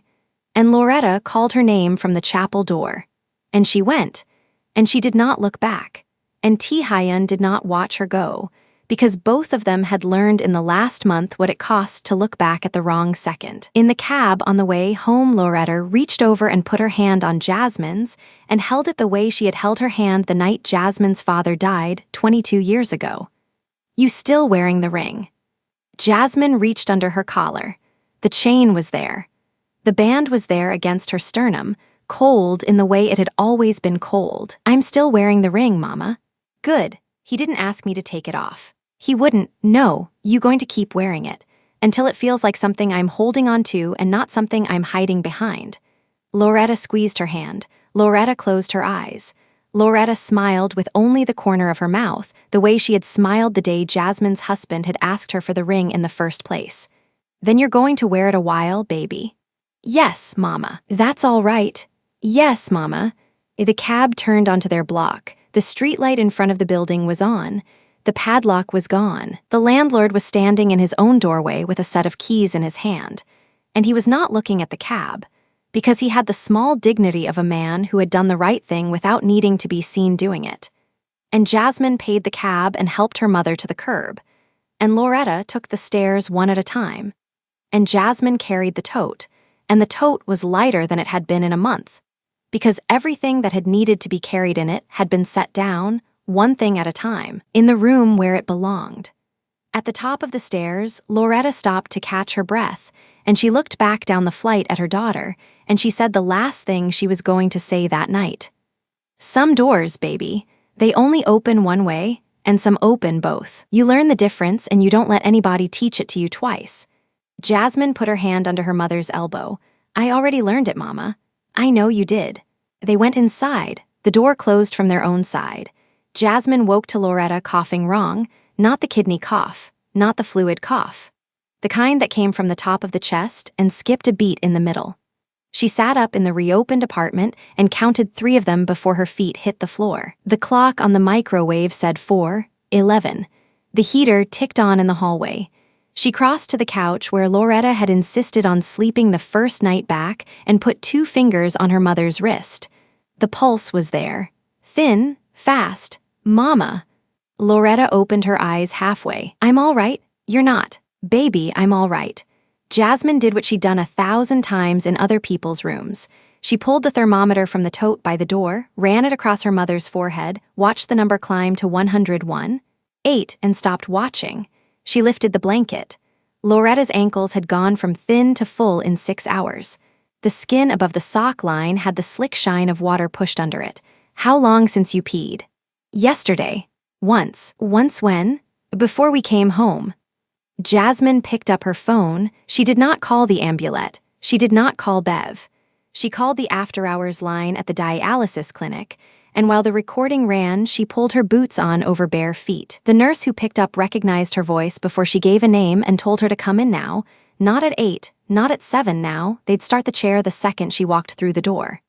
The cab took 9 minutes.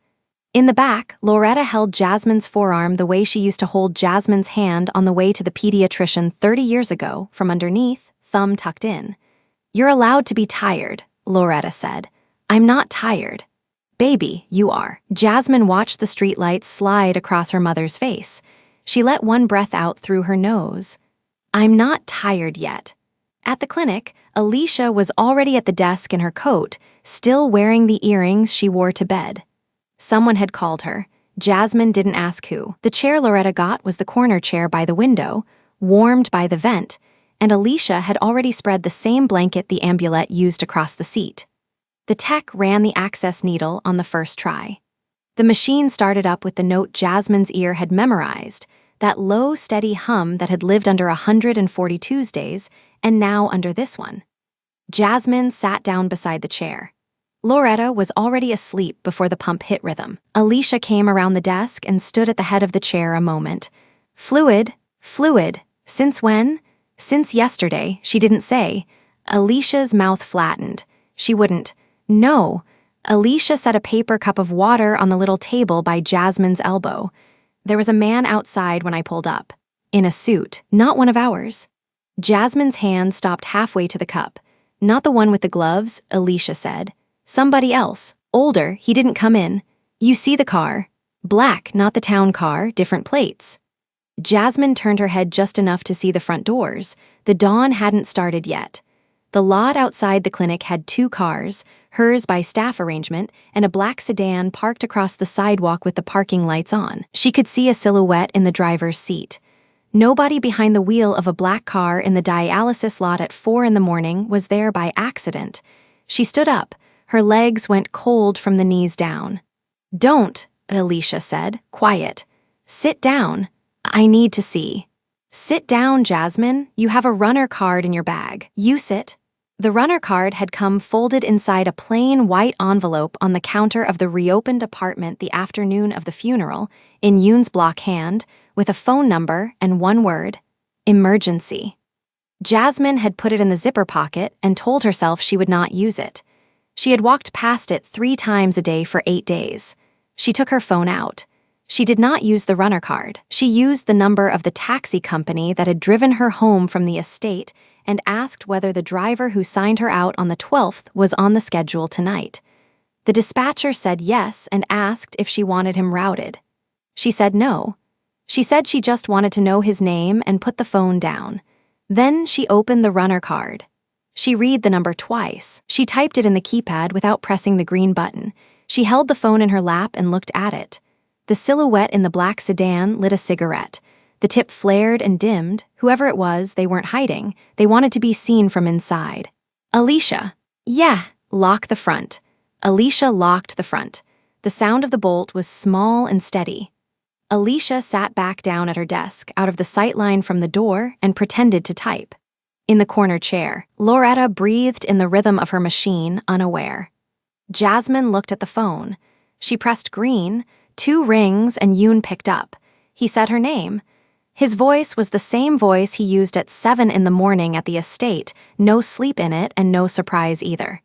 There's a man outside the clinic, she said. How many? 1 in the car, there may be another, I can only see 1. Which clinic? South Grove, the night door on Elm. How long? Alicia saw him pull up at 4:05, it's 4:20. He didn't ask why she was there. He didn't ask about Loretta. He said, stay in the chair with your mother, do not go outside, do not open the front. If he comes to the glass, do not stand up. I'll be there in 11 minutes. She said okay, he hung up. She put the phone face down on the table beside the paper cup. Alicia looked at her over the top of the monitor. Which one? The one with the gloves. Good. 9 minutes later, 2 SUVs slid into the lot without headlights and stopped 15 feet from the black sedan on both sides. Yoon stepped out of the passenger side of the closer one without an umbrella. He wore no coat. He wasn't wearing gloves. He walked once around the black sedan the long way, tapped on the driver's window twice with the back of one knuckle, the same way Taehyun had tapped on Jasmine's window on the boulevard, and stood there while the window came down. Jasmine did not hear what was said. She saw the driver's face turn away from Yoon toward the clinic and then turn back. She saw Yoon lean down and speak once, briefly. She saw the driver put both hands on top of the wheel where they could be seen. She saw the sedan start and leave the lot at a legal speed, followed by one of Yoon's SUVs at a distance. Yoon came to the glass door. He didn't try the handle. He stood a foot from the glass and waited. Alicia looked at Jasmine. Jasmine nodded. Alicia unlocked it. Yoon stepped inside and stopped on the mat. He was wet from the shoulders down. He looked at Loretta first, then at Jasmine. You're all right. I'm all right. He's from the West River. Jasmine's stomach dropped an inch. She kept her face still. How? Cho Jin-ho had a younger brother. He inherited what was left after Hee-won went. He waited 3 weeks. Waited for what? For the funeral to be public enough. Alicia had gone very quiet at the desk. Am I on his list? Jasmine said. Yoon didn't answer right away. He looked at the corner chair. Loretta's hand had come loose from the armrest and was hanging over the side. Yoon walked to the chair, lifted the hand back onto the armrest without waking her, and stepped back. You are not on his list yet, he said. You are on his map. What's the difference? The list is who he wants dead. The map is who he wants leaned on. You are on the map because he thinks a woman who took care of Hee-won at the end can be pressed for what she knows. I don't know anything he doesn't. He doesn't know that. Jasmine put both hands flat on her thighs and pressed until the shake went out of them. How does he know where my mother dialyzes? Same way we knew, Yoon said. It's not hidden. She's been coming here for 4 years. He watched the funeral. He watched the funeral. He watched the apartment. He waited to see who visited and who left and how long you stayed inside. Then he sent a man to the place he thought you were softest at 4 in the morning. He didn't come in. No, he wanted you to know he could have. She swallowed. That's tonight. That's tonight. What about tomorrow? Yoon's jaw moved once. Tomorrow is not tonight. Alicia said quietly, the chair runs for 2 more hours. I can't move her sooner. I know, Yoon said. He didn't look at Alicia. He looked at Jasmine. There will be 2 men outside this building until she's off the machine. There will be a car behind you to the apartment. There will be a man in the stairwell tonight. He won't come to your door. You will not see him unless you go looking. I don't want a man in my stairwell. That is separate from what you get. She looked at him then, really looked. There was rain in his eyebrows and his hair was flat against his forehead in a way she had not seen it before. He had come out of bed to a phone call, and he had come without a coat because a coat took 8 seconds to grab. "He knows," she said. "Doesn't he?" Yoon didn't ask who. "He knows. He was awake when you called," Yoon said. "He is awake now." Where he is on nights like this." She didn't ask again. Yoon walked back to the door. Before he opened it, he stopped and turned his head just enough to speak over his shoulder without facing her. "There is a car for you when the chair is done, not a town car. A minivan. Your mother will not know it's ours. The driver's name is Ellis. He drives the hospice ambulette on Tuesdays. He is one of ours since 8 this morning. He was one of yours before that." She let that sit a beat. "Bev knew. Bev found him. She called me after the funeral. She said if you were going to be looked after, you should be looked after by a face your mother trusted. Bev called you." "Bev called me." Jasmine breathed out through her mouth once. Okay, Yoon left. She sat in the chair beside her mother for the next hour and 40 minutes with her hand on her mother's forearm and did not move. Alicia brought her a second paper cup of water and a granola bar from the drawer under the desk. She ate half of it. The machine ran its cycle. Loretta woke twice, once to swallow, once to ask what time it was, and each time Jasmine said the truth in a voice she made stay flat. When the tech pulled the needle at 6:50, Loretta looked at Jasmine's face and stopped smiling. "Baby, it's all right. Something happened. It's handled. Baby, Mama, it's handled. There is a ride outside. Ellis is driving. Do you remember Ellis from Tuesdays? Ellis with the 2 granddaughters. That Ellis." Loretta closed her eyes a moment. "All right." Ellis was waiting in a burgundy minivan that was clean inside in a way that made Jasmine's throat close. He got out and opened the sliding door and helped Loretta up the step with the kind of hand under the elbow you only learn from moving fragile people for 20 years. He didn't look at Jasmine. He didn't need to. "Morning, Miss Loretta." "Morning, Ellis. Coffee's warm in the cup up front for your daughter. Yours is the one on the left with no sugar." Loretta patted his forearm. "You remembered." "Yes, ma'am." Jasmine got in the back beside her mother and closed the door. Behind them, a black SUV pulled out of the far corner of the lot without lights and rolled 20 feet behind, keeping the distance. At the apartment, Ellis walked Loretta up the stairs first. Jasmine came behind with the tote and did not look at any of the landings. On the second floor turn, she saw the shoes of a man sitting on the top step of the 3rd floor landing above her, dark boots, one over the other, still. The man himself was out of sight around the corner. He did not stand up as they passed. He did not speak. Jasmine did not look up. Loretta went straight to bed. She was asleep before Jasmine got her socks off. Jasmine stood in the kitchen with her back against the fridge and let one breath out that had been waiting since 4:11. She did not cry. She picked up her phone. She did not call Taehyun. She called Bev. Bev picked up on the second ring in a voice already dressed. "You home?" "Home? How is she?" "Sleeping. She's off the chair." "Good. Bev." "Yeah, baby." "Ellis." "Yes." "You called Yoon." "I called Yoon." Jasmine pressed the heel of her hand into her eye. "Why didn't you tell me?" "Because if I told you, you'd have said no." "I would have. That's why I didn't." Silence. Jasmine listened to her mother's breathing through the bedroom door. "Bev." "Yeah. I don't want to owe anybody anything else. You don't owe Ellis anything. Ellis was already on the schedule for you at the hospice starting Monday. I moved him up." "You moved him up." "I moved him up. That's a Bev thing, not a Yoon thing. Yoon just knew because I told him." Jasmine sat down at the kitchen table. She put her forehead on the wood. She let it stay there. "Bev." "Yeah, there's a man in my stairwell." Bev didn't say anything for a second. Then I'll come sit with your mother tonight so you can sleep." "Bev." "That's not a favor, that's a schedule change. My fold-out is empty. Your fold-out has a man on the stairs above it. I'll come at 6. Feed me when I get there and we're even." Jasmine laughed once, low, without meaning to. "There she is," Bev said. "See you at 6. The line went. Jasmine sat up. She looked around the kitchen. The reopened apartment was still not fully unpacked. There was a box of dishes on the counter she hadn't put away. There was the wedding album on top of the fridge where the envelope had lived. The envelope was gone. She had burned it in the sink 2 nights after the funeral, 1 page at a time, because Emmanuel had said to keep it safe until she read it, and after that it was hers to do with as she chose. She had not told anyone she burned it. She went to the drawer under the phone and took out a small spiral notebook she used for shift notes. She turned to a fresh page. She wrote 3 lines. Cho Jin-ho brother, name unknown, West River, Ellis Tuesday's hospice, man on the stairs, do not look up. She closed the notebook. She put it back in the drawer. Then she went to the bedroom and stood in the doorway and watched her mother sleep. Loretta's hand was on top of the blanket, palm up, the way she'd slept since Jasmine was 6. Jasmine watched the hand for a minute. Then she stepped back into the hall and closed the door. She sat at the kitchen table until the light in the window went from gray to weak yellow. At 8:15, her phone lit up on the wood. Not a call, a message, from a number that hadn't texted her before, but she knew whose it was before she opened it.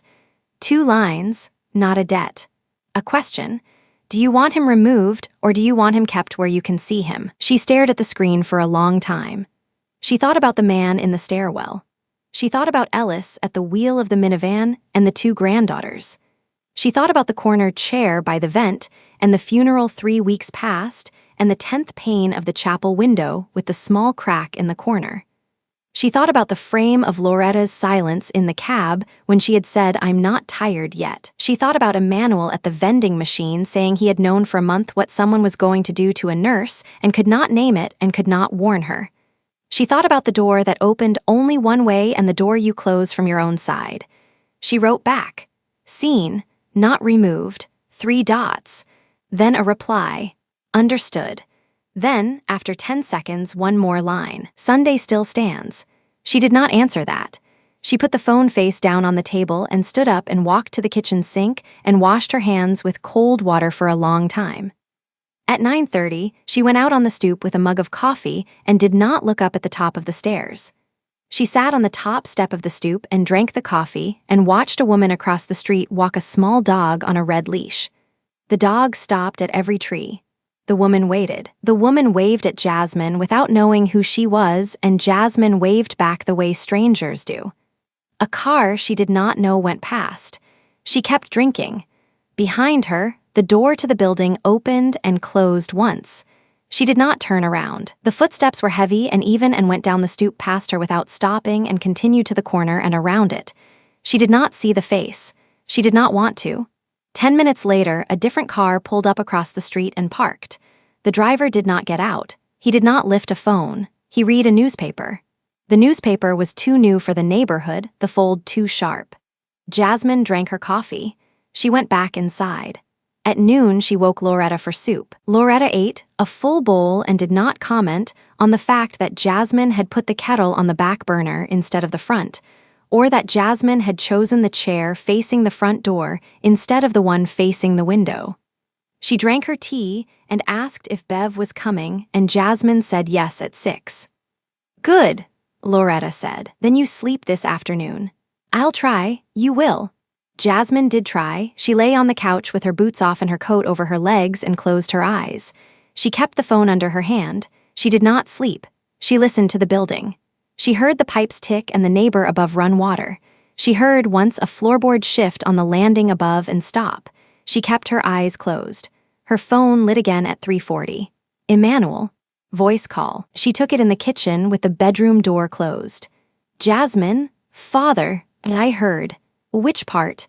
"The part where a man watched a clinic in a black car." Jasmine closed her eyes and put her head against the cabinet. "How?" "A woman I take confession from cleans that clinic. She was inside. She saw me. She saw the chair." She let a breath out. "I'm okay. You are not okay. You are alive. Those are different words." "Father." "Yes." "Are you the one who told him where I was?" There was a pause. She listened to him consider whether to lie. He never did. "No," he said, "but I called him after." "You called him?"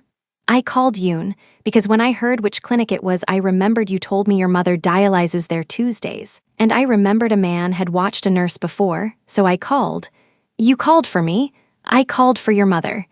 Jasmine sank down slowly until she was sitting on the kitchen floor with her back to the cabinet. "Father?" "Yes." "I burned the envelope." He was quiet. "And good. You told me to keep it safe. Until you read it, after that it was yours. Ash is safe." She pressed her hand over her mouth for a second, then she took it away. "There's a man in my stairwell." "I know. I don't want a man in my stairwell. I know, but I told Yoon to keep him. I know, am I becoming somebody I don't want to be? Emmanuel took a long time to answer. She could hear the noise of the hospice hallway behind him, the cart wheels, the soft ping of the med room. You are becoming somebody who has children she wants to have. I don't have children. You have a mother. You have Marcus's mother, who calls the hospice twice a week and asks about you. You have Denise. You have Bev. You have a stairwell somebody wants to walk up. That is a kind of children. She did not answer. Jasmine, yes. When Sunday comes, yes. Sit near the window. I already told him where I'd sit. I know, I'm telling you why. Sit near the window because the woman across the street who walks her dog on a red leash is a retired police detective and she works Sundays for the DOCs. She'll walk the dog past that restaurant 3 times between 6 and 8. You will not see her look at you. She will see you. Jasmine's mouth opened and stayed open a second. Father, yes, you have someone on him too. I have someone on you, that is different. She began to laugh. She stopped it. She laughed anyway quietly for 6 seconds with her hand over her eyes. Father, yes, thank you. Don't. He hung up. She sat on the kitchen floor with her back to the cabinet for another minute. Then she got up and washed her face and put water on for the second time. She heard Loretta stir in the bedroom and the slippers cross to the bathroom. She checked the clock, 4:02.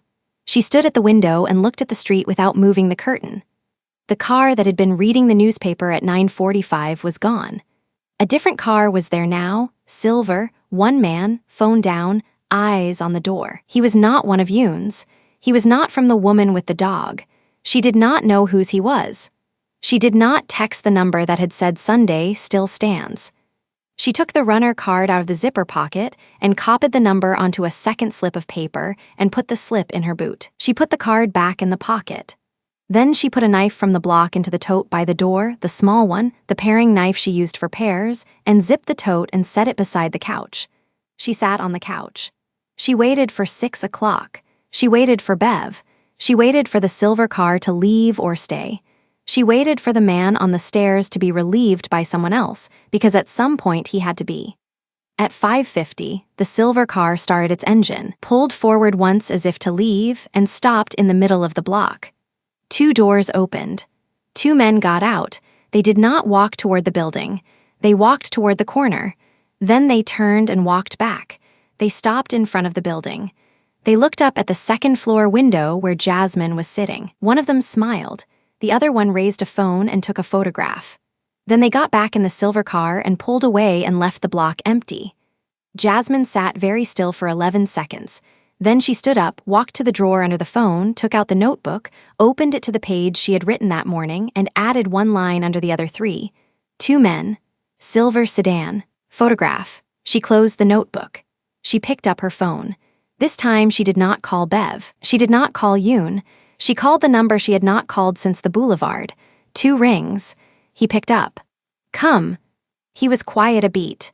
Then, in the voice she remembered from the passenger seat of her own sedan on the first night, steady, no rush, no relief, he said 1 word. Coming. She put the phone face down on the table. She sat back down on the couch. Outside, the light started to fail.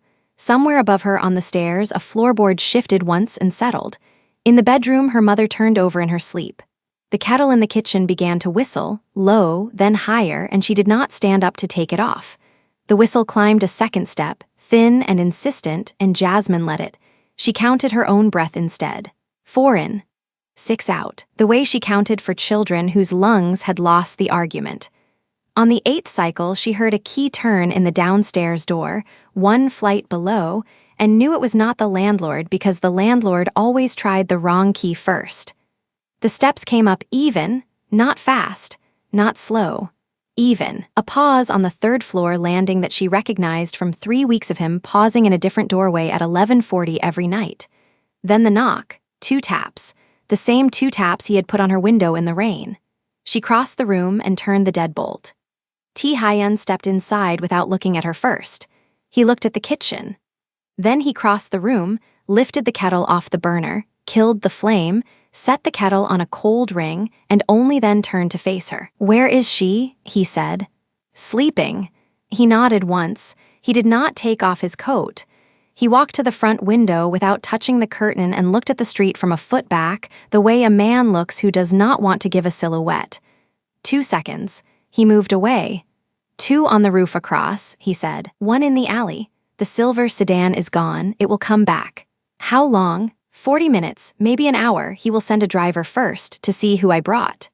She sat down on the arm of the couch because standing had started to cost her something. He noticed and did not comment. He pulled the wooden chair from the small table by the window and placed it 3 feet from her, sat in it, forearms on his knees, hands open. The gauze was gone from under the shirt now. In its place, the shirt sat flat against a rib cage that had learned to breathe around the memory. "Tell me about the photograph," he said. 2 men, silver sedan, one smiled. The other took a picture of the second-floor window. Then they drove away. Which one smiled? The taller one, left side. Older. He was quiet a moment. Then, Kwon. He walked the West River Piers for Jinho for 11 years. He photographs faces he intends to remember. He does not intend to remember anyone he plans to kill quickly. You know what I am asking. I know what you are asking. He is not on the list. He is on the map. Do-yoon already told you the difference. Then why the photograph? Because his boss wants you afraid before he wants you dead. Fear is cheaper than a body. If he can make you leave the city on your own, he saves a debt. She let that sit. In the bedroom, Loretta turned once on the mattress and settled again. Jasmine listened until the breathing evened, then turned back. His name, she said, Cho Jinwoo, younger brother. Younger by 9 years. He was a boy when I killed Jinho. He was in Seoul finishing school. He did not come home for the funeral. Nobody counted him because he was never counted. He counted himself. He waited well. 3 weeks past his sister-in-law's funeral is a message. It says, I know you buried her. It says, I let you finish. And now he wants to be seen. That is what the photograph is, not a threat to your life yet, a signature on the wall. She stood up. She did not know she was going to. She walked to the kitchen, ran cold water over her wrists for 8 seconds, dried them on the towel by the sink. When she came back, she stayed standing. I do not want him removed. You said, I want to know why he is on the map and not the list. Because he does not have enough men yet. Because his brother's people did not all come to him. Half went to a cousin in Flushing. He is standing in a house that is not fully his. He is trying to be seen because if he is seen, some of the ones who went to Flushing will come back. So this is recruitment. This is recruitment. You are the poster. She felt the ring shift on the chain under her sweater. She did not touch it. Then he does not need me dead. Not this month. And next month. Depends on how many men Flushing sends him. Then take the men from Flushing. He looked at her. For the first time since he had walked in, his mouth moved at one corner. That is not how I would have said it. It is what you were going to do. Yes. How long? 9 days. I have someone in the cousin's house already. I have someone in Kwon's building since Monday. The photograph made me move earlier than I planned. How much earlier? By 6. 6 days. 6 hours. She sat back down on the arm of the couch. The old cushion took her weight with a sigh. She kept her eyes on him. Tell me what changes for us tonight. He did not move for a beat. Then he said the thing evenly. Nothing that puts a wall between you and your mother. Do-yoon stays on the roof of the building across the street until Sunday. Ellis picks your mother up at 6:40 Tuesday for chair. There is a woman named Hanul in a car on the corner from 10 p.m. to 6 a.m. She was a nurse in Seoul before she came. If your mother's breath changes in the night, she will be at your door in 90 seconds. She does not carry a firearm. She carries an oxygen bag and a phone. Bev is coming at 18. I know, Bev called Do-yoon at 17:40. Hanul comes on at 22 after Bev is asleep. You have been talking to Bev. Do-yoon has been talking to Bev. I do not talk to Bev. Bev asked that it stay that way. She does not like me. She likes what I moved. That is enough for her. Good. He nodded to something private and did not smile. Loretta needs to know, she said. She knows something. She needs to know the shape. Tell her tomorrow after chair. Do not tell her tonight. If you tell her tonight, the potassium will climb. She looked at him because he had said potassium the way a nurse says potassium, and not the way a boss says the word that a nurse said to him. He caught the look and answered before she asked. My aunt, the real one, not he one, my mother's sister. Home hemo for 7 years before she died. I know the numbers. You never said. You never asked. She let it stand. He reached inside his coat and took out something folded. She braced.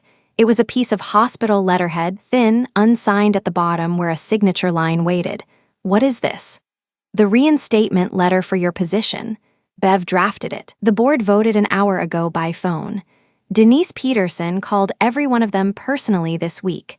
7 calls. She was the last vote. Denise. She has been calling the hospice twice a week for you. She called the board 3 times. She said she would not put another child of hers in a place that had put you out. Her sister's boy is on the wait list for palliative intake. That mattered to 2 of them. Jasmine took the letter. She read the top line. She read the top line again. She folded it in thirds and set it on the arm of the couch beside her thigh. You did not write this. No, Bev wrote it. Denise closed it. I paid a bill 3 months ago that a board member had forgotten was overdue. That was the whole of me in that room. Good. He half nodded. There was something in the way he did it that she had not seen before, and she filed it and did not name it. She said, the envelope. He was still. I burned it, she said. 2 nights after the funeral. Page by page. In the sink. Emmanuel already knows. I am telling you because you should hear it from me and not from him. He was quiet for 11 seconds. She counted. Good, he said finally. The instruction was to keep it safe until you read. Ash is safe. He said the same thing. He would. Why did you put your name on paper at all? I did not. Emmanuel put my name on that paper. He copied a ledger I never gave him. He copied it from a woman who cleans the office of a lawyer who works for me. That woman goes to his confession. He asked her one day to write down what she saw. She wrote it down. He kept it for a year before he gave it to you. He said a month. He said what would land. You are not angry at him. He kept a woman alive by giving her a piece of paper. A woman I did not know I was going to want to keep alive. I am not angry. Down the hall, Loretta coughed once, dry, then settled. Jasmine did not turn her head. She had learned the difference between a cough that needed her and a cough that was just the room's dry air. This was the room. Sunday, she said. Sunday stands. I did not answer. I know. Answer now, not the dinner. The dinner is decided. I want to know what you thought I meant when I did not answer. He took his time. His hands, open on his knees, closed lightly and opened again. It was the only movement his body allowed itself.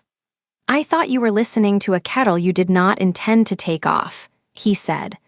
I thought you wanted to know whether I would come without a debt to collect. I thought you would decide about Sunday after I did. You are correct. I know, she said, the Dachshund woman, retired detective, 22 years, homicide, then internal affairs, Emmanuel's cousin's wife. She will walk past the restaurant 3 times between 6 and 8. If she sees anything in the room she does not like, she will drop a paper napkin outside the window. Do-yoon is at a table 4 back. He will see the napkin. He will bring the car. You knew about her before I did. Emmanuel told me last Tuesday. He wanted my permission for her to be in the room. I said yes. He asked you. He asked me. He is a priest and he still asks. He does not need to. He does it so I remember I am a man he is asking. She looked at her hands. Do you know Ellis has 2 granddaughters, she said. I know, he has a picture in the visor. The younger one is missing the top front tooth. Bev told Do-yoon. Do-yoon told me. I am telling you so you know I know. If Ellis ever stops working for the hospice on a Tuesday because of something he is asked to do, it will not be because of me. Good. Bev already told him the same, in different words. What words? I told him if he ever felt his second job leaning on his first, he was to quit the second. That was Bev. Do-yoon was in the car. Do-yoon repeated it to me exactly. Good. He stood up, not to leave. He walked to the small kitchen, opened the cabinet above the stove without needing to ask, took down 2 mugs, filled them from the kettle he had killed, black tea from the tin on the counter. He carried them back and set hers on the arm of the couch on the other side of the folded letter. He did not hand it to her. He said it. She noticed. I am staying until Hanul comes on, he said. Do-yoon has the roof. Bev is upstairs with your mother in 12 minutes. I will be in that chair by the window until 22, then I will go. Sunday is Sunday. You will not sleep. I have not slept enough in 9 days for one more night to matter. Your mother has 3 weeks of stable numbers ahead of her if she keeps her Tuesdays. That matters. You are counting her numbers. I count numbers. I am not good at people. She almost laughed. She did not, because the sound would have carried into the bedroom. She let the almost sit in her chest and rest there. Bev arrived at 6 on the minute without knocking, with a key Jasmine had given her a year ago. She came in with a canvas bag and a covered dish and stopped when she saw Taehyun in the chair by the window. She looked at Jasmine. Jasmine nodded once. Bev put the dish on the counter, put the canvas bag by the couch, walked past him to the bedroom, and closed the door behind her without a word to him. He did not react. Jasmine was grateful for that. At 7, the phone buzzed. She read it. It was a manual. He wrote, "The woman with the dog walked Kwon's block at 6:15. He was not in the window. He was on the corner smoking. She has his shoes. Do not answer." She turned the screen off and set the phone face down on the couch. At 7:20, the silver sedan came back. 2 men. She saw them from her seat because Taehyun had not shut the curtain, and she understood now that was the point. Whoever was in the car was meant to see her sitting in her own front window, unafraid, with a man in a chair between her and the door. The sedan sat at the curb for 11 minutes. Nobody got out. Nobody took a picture. At 7:31, the car pulled away. It did not come back that night. At 8, Taehyun said, without looking at her, that was the answer. He wanted to see if you would leave. You did not. He goes back to the cousin's house tomorrow and asks for 4 men. He will get 2. How do you know? Because I have already told the cousin what happens if he gives him 4. She let out a breath she had not been holding on purpose. You are moving faster than I asked. I am moving to the edge of what you asked, not past it. How will I know if you go past it? You will not know. You will trust that I did not, or you will decide I did and end the dinner on Sunday. Those are your 2 doors. I picked which 2 you get. That is the last thing I get to pick for you. She thought about that for a while. Bev came out of the bedroom at 8:40, made herself tea from the same kettle without acknowledging him, brought it back into the room, sat on the couch beside Jasmine, and took her hand without looking at her. Bev's hand was hot. Jasmine's was not. Bev held on and drank tea one-handed and did not speak. Taehyun sat in his chair. Bev sat on the couch. Jasmine sat between them. Nobody spoke for 40 minutes. At 22 on the minute, a small car pulled up at the corner. The lights blinked once and stayed on. Taehyun stood. He put his empty mug on the counter. He walked to the door. At the door, he stopped and turned to Bev before he turned to Jasmine. "Thank you," he said to Bev. Bev did not look up from her tea. "Do not thank me. I am not doing it for you. I know." He turned to Jasmine. He did not touch her. He said, Sunday. 7. The taxi will be a yellow one from the stand at the corner of Lexington. It is a taxi. It is not one of mine. I know how a taxi works. I know you do. He left. She heard him go down 2 flights. She heard the outside door. She heard a car door in the street. Then she heard nothing that was his. Bev said, without turning her head, "He looked at my kettle before he looked at you. He turned it off." I saw that. That is not nothing. I did not say it was nothing. I said he looked at the kettle. Jasmine did not answer. Bev finished her tea. The rest of the night held. Hanul stayed at the corner. Jasmine could see the parking lights from the window if she leaned. She did not lean often.